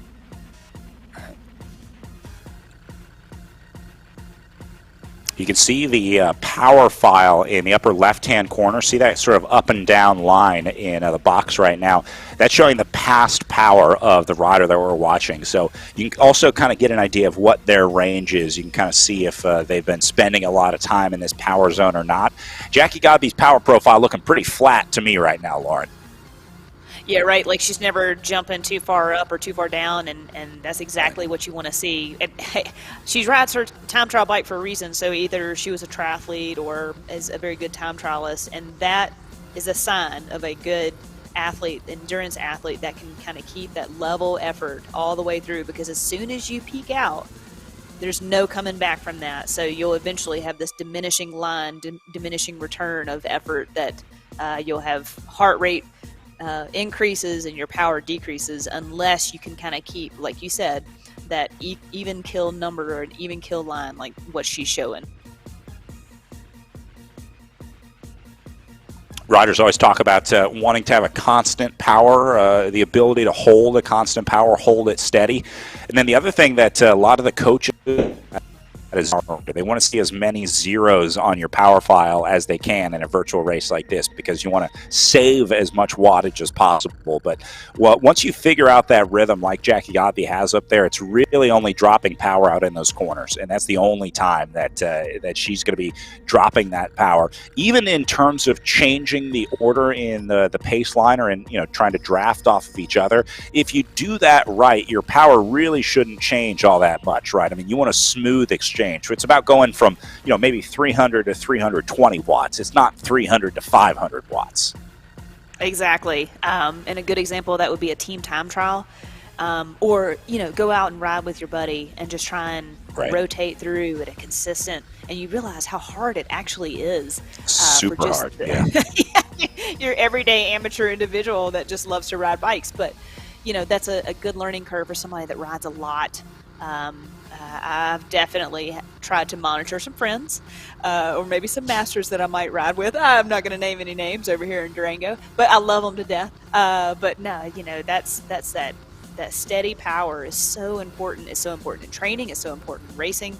And like you said, if this is all together, the person with the least amount of watts is going to be the freshest at the end, and going to go for the sprint. But when you're Jackie out there, when you're Shalou out there, their power is going to be significantly higher. They're doing a lot more work, a lot more effort. But yeah, it's more steady effort.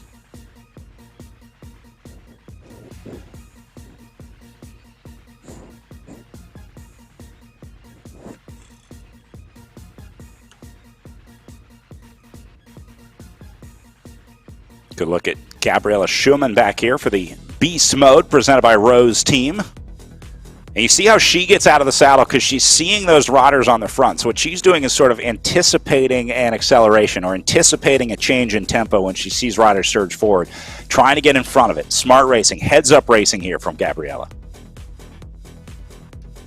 Yeah, or just keeping that pace high too. Just trying to keep people motivated to pull through, doing her part, representing up front.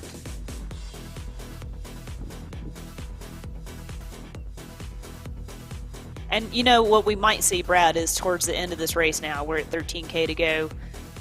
For me, the magic number was always 10K to go. I feel like I could always do anything almost for 10K, or at least 5K. 3K for sure. But as a sprinter, you kind of back that up. 5K, all right, that's pretty manageable. I can do something pretty hard for that long. 10K, I'm going to start giving out some effort. I'm going to try and maybe put in a couple of attacks, mix it up, because there's 10K left. Those guys, Jackie and Shalou, are up. They're up the road. They're gone. There's no coming back. So now we're racing for third. So I would start. If I'm thinking about some of these racers, I'm going to think that they're going to be a little bit more active in the back last 10K. I can't do anything for 10K, let alone stay focused in a breakaway. Wait, no, you're like a bike packer or something, aren't you? Come on, to stop lying. Yeah, I'm off in my own world while I'm bike packing. I'm not thinking about closing gaps and what wattage I'm doing. I'm trying to figure out what bird's making that weird noise off in the woods somewhere. We'll All right, as we go under, yeah, I'll give it a go someday, like somewhere, somehow. Inside 12 kilometers of racing here as Godby and Skalou continuing to ride on the front here. I want to share one more really cool thing about the Indy crit here as part of Momentum Indy. We talk a lot about racing here over the weekend of in real life racing, but Momentum Indy also has a really cool ride that they do called the Honor Major Taylor Ride. As you know, Marshall Major Taylor has a big connection to Indianapolis, and every year at Momentum Indy, they host the Marshall Major Taylor Ride the morning of the Indy Crit. So it's Saturday morning every year. It's open to everybody that wants to go out and ride, and a lot of the pros take part in that one as well. How cool would that be? Look, I gotta come to this race. There's the beer, the brewery I gotta go to, the Belgian brewery, like the Major Taylor Ride, the Velodrome, the home of Reggie Miller.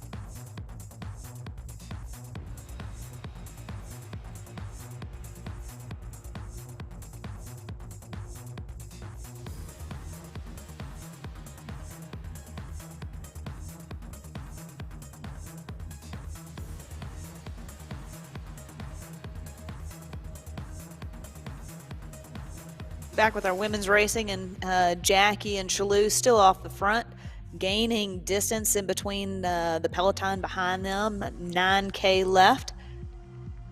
These two have been off just about the entire race. Sorry about that, Lauren. I dropped out. I had my own mechanical here for a second. I had my own technical. The dog jumped on the Wi-Fi. He was trying to stream some Netflix. I had to shut it down. Yeah, okay. All right, but we're back. Sorry about that. I got dropped when we were looking at those murals. I know we saw the Reggie Miller mural, but how cool to have Major Taylor get his own mural as well. Well, then I don't know if you even heard my request, because my request is that I need to come to this race live and in person, because not only do we have the Belgian brewery that I have to go to, but then, yeah, how cool would it be to do the Major Taylor Ride on the Velodrome? Like, I just think that's such a cool opportunity for so many people. And then, of course, I'm a huge Reggie Miller fan. We are friends. He is a huge cycling supporter. on the board of USA Cycling, who I am employed by. So yeah, this is such a cool race, and yeah, God, let's do this. Come on, where's my invite? Where's my ticket? How do I get there? You're in. I will make sure that you're there in 2022. You might have to work. You might have to do a little directing, a little announcing. You might have to race a little bit, but we'll get you there. Okay. Well, I don't know about the racing. Hold up now. You had me at work and you had me at directing and announcing, but the whole racing bit, those days are behind me. That's why these ladies are where they are, and I am where I am. We're going to have to fly Julia Skalou over to get a go at the In Real Life course. Skalou, a German rider based in Germany. I'm not sure that they do have a criterium racing scene in Germany. They have like the rad races over there. They do a lot of fixed gear crits as well, but I don't know that she would have really seen an American style of racing. American style crits. We know those are unique. She's from Gießen, Germany. It is a learning curve for a lot of the Europeans to come over and do our crit racing per se. I mean, they, over in Europe, they do have kermesses, which are a little bit longer circuits, but the crit racing here is so dynamic, so sharp, so aggressive. It takes them a couple of races to get used to, but then then they kind of figure it out, just like when we go over there and try to figure out some of their spring classics. Woo! Right.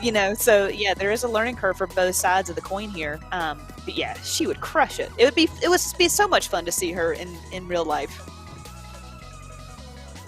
Yeah, you always wonder if we put Godby and Skalou maybe on a road course like a Redlands or a Tour of the Gila course, something like that.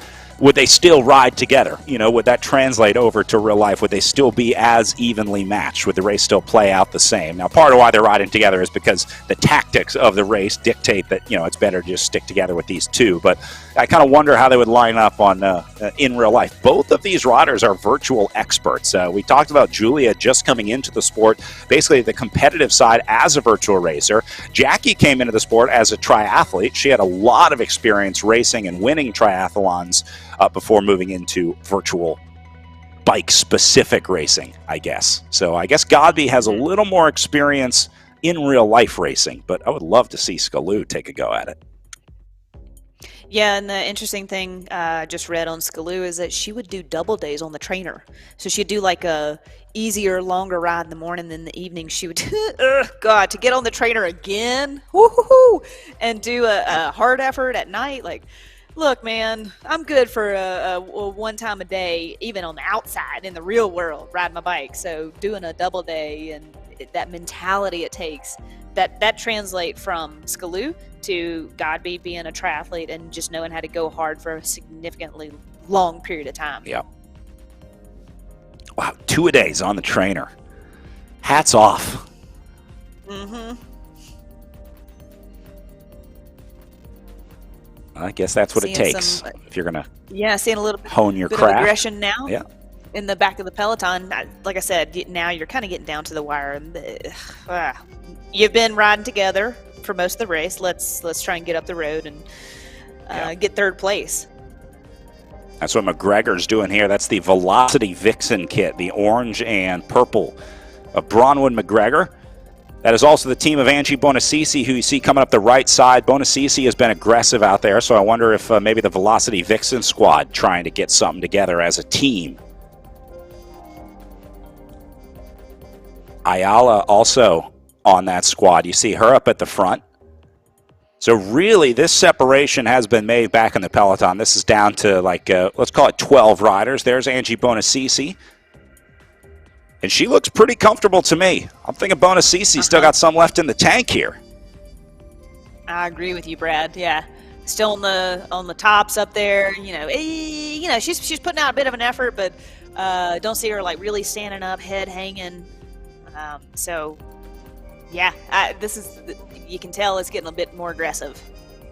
You can see she's getting ready, though, because she's kind of like ready to pounce. She's preloading, getting ready for one of those attacks to come, and she knows that she needs to respond to it immediately when it goes. It's not if at this point. It's 6.9K left. You're going to start seeing some moves go off the front to try to lock in third place here. So this is a much different dynamic back in the race for third, just like this Triple X rider flying through the middle. A much different dynamic back here in the race for third than what we're going to see up in the race for first and second with our two leaders. So this is Carolus. That Triple X rider must have been a lap down rolling up because they're putting Carolus into third here. Now Schumann goes to the front. So, all right, it is on back here on the peloton. Lauren, all of a sudden, the switch has been flipped, and it is red all over the place here. No doubt. It's so fun to see. And yeah, just these teams are going to just try and get up the road, make something happen. They've been riding around together for the last 20 or 30K. Yeah, let's try and get that third place and get some racing. And you can see Schumann out of the saddle here. And they're going to come up to the leaders here. You see Skalou and Godby being caught on the right-hand side of the screen, but they're a lap down at this point. So you see it's still showing as a 1.5 meters ahead because Godby and Skalou are a lap up. So they are going to start mixing in here, but Godby and Skalou are a lap up. Those are your two leaders. That's not going to change. It's Schumann, Rokkanen, Corrent, Ayala, McGregor. Those are the riders racing for third place.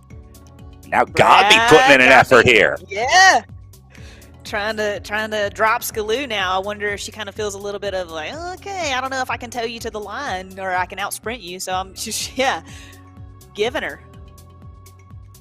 And Jackie Godby's loving this right now. I have to say, having interviewed Jackie quite a bit last year, I can tell you that what Jackie Godby wants is for more riders to be able to do what Jackie Godby is able to do. So she is thrilled to have Skalou with her here. Jackie Godby doesn't want to come into races and dominate. She wants to raise the entire level of racing here. And, she finally has a worthy match here in Echelon Racing League Season 2. Agreed.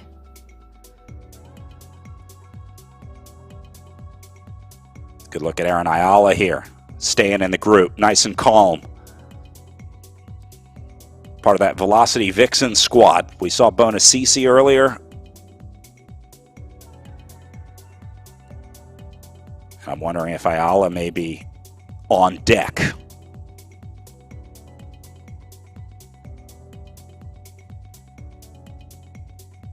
Little effort to close this gap here.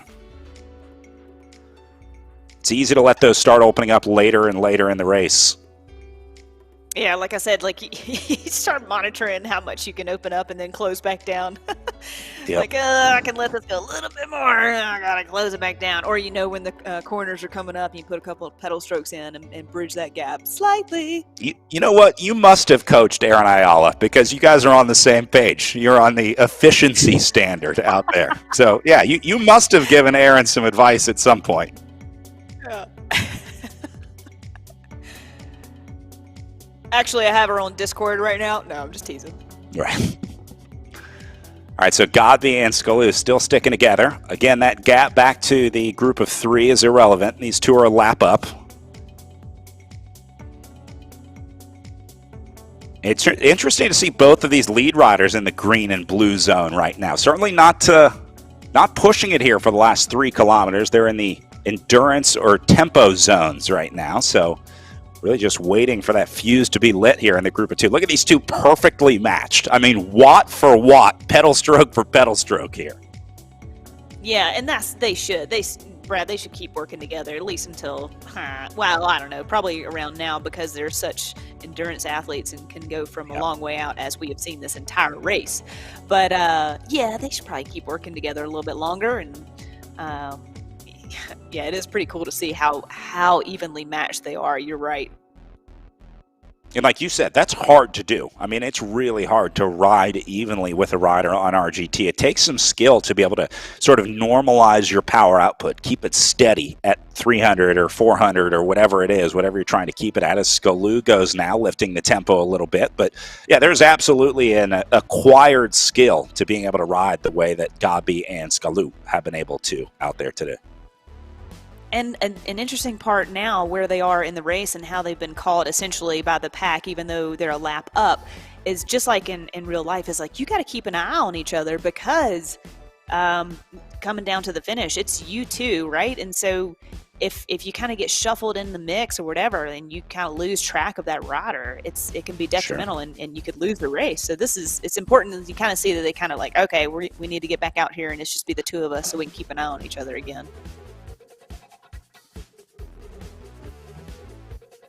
Skalou and Godby going to be heading into their final lap of racing. And Who's then your we'll call? do Who one you more got? Let's round hear it. to determine third. I'm going to go with the newcomer here. I'll take an upset with Julia Skalou. I think her Zwift power comes into play here, and the number one rider on Zwift upsets the number one rider of the Echelon Racing League. Let's see. Might be a little confusing because they are going to be finishing, it looks like, in this group. So, right. We'll pick out, again, Godby in the red and blue jersey of Triple X Racing. Skalou in the sort of white and black beast mode presented by Rose Racing. Coming up on 6 watts per kilo for Skalou here. Godby dials it back into the corner. Coming up on 1K to go.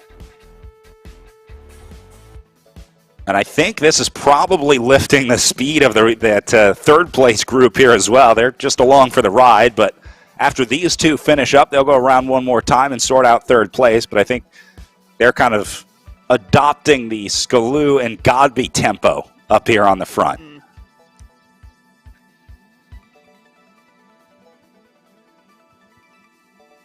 Skalou now going to try and open up a little bit of space here. Got a teammate Hag with her. I'm not sure if the drafting would turn off for the lapped riders or not. Good question. Oh, and there he goes. ZMS live stream letting me know that it is on but lower for lapped riders. So there is not as much of a draft. But there is still a little bit of a draft to be had off of the wheel of these two. Here we go. Skalou, Godby, down to the last 2 corners now. 400 meters of racing. Penultimate left-hander. Skalou going to get to the front, but that's Godby right on her wheel. Now Godby surges ahead. Godby going here into the last corner. Yep. Godby still in the green till she gets out of the corner. Goes yellow, orange, red. Godby lights it. Skalou having trouble responding, and Jackie Godby, welcome back to the Echelon Racing League, as Godby will get another one here. Opening the account on season 2, and Skalou going to go second. What a ride for Godby. Now we got to sort out third place. One more podium spot available, but man, how about that finishing sprint from Godby? Ay, ay, ay. Man, she just lit it up out of that corner. Holy cow. And I have a feeling Skalou got a little wake-up call on that one for how sprinting works on RGT. The corner was a huge part of it. I noticed Godby went into the green zone, barely pedaling around the corner, and then immediately got into the red zone as quickly as she could. Back to the front of this sprint for third, Ayala, Corrent, Carolus, all trying to get there. Bonacisi dropping back a little bit. Here comes O'Toole. Any rider in this group can win out of this group right now. Any of these 2, 4, 6, 8, 10 riders in here still have a shot. Ayala getting to the front. Rokkanen, Haig in there as well. Still got 850 meters to go. That's a lot of racing in this group, so they're all playing the waiting game. Everyone's looking around right now. Yeah, and maybe they learned something in that last lap from Godby and Shalal from how they raced that finish. And so, yeah, if anybody knows how to hit that last corner like they did. And I have to imagine Jackie Godby remembers this one from last year as well. So that experience, I think, played a little bit into her win out there today. Nelson getting to the front now for the first time as they go inside 500 meters down to their last 2 corners. Now it's really a race to that last corner. You can see the right-hand side of the screen sort of in the middle there. Here we go. As they go into the last corner, Carolus going to try and give herself a little pad into the final left-hander. Emma O'Toole in the mix as well, the British rider getting out there. Rokkanen in the mix, onto the finishing stretch. Here comes Ayala. Carolus going now. Karen, our draft pickup, trying to get into it. Rokkanen and Carolus going to be the two going to the line here. Ayala going to try and surge up the middle, and Ayala got it for third. Aaron Ayala comes out of nowhere, out of the group. After some big attacks on the day, Ayala sits back and wins the field sprint for third for Velocity Vixen. Holy cow, what an effort right then from Aaron. That was, oh my gosh, where'd that come from? We had two awesome finishes. The Jackie Godby finish on the way in, and then the Aaron Ayala sprint right through the middle of the group. That was awesome. Two great finishes at the end of our pro women's race. Man, that was quite the day. You know, starting off, Jackie and Shalou just took off from the gun. Never saw him again. Rode well together, tried to attack each other once or twice. Nothing, they couldn't separate from each other. They decided to work together. And then to come down to a finish that Jackie's obviously seen before, it looked like. So good win for Godby for sure. All right, let's see if we can go grab a word with our women's race winner, Jack Godby. Hello, Jackie. Congratulations on the win to start off your season. How does it feel? Is that better? Yeah. How does this win feel for you, Jackie? What?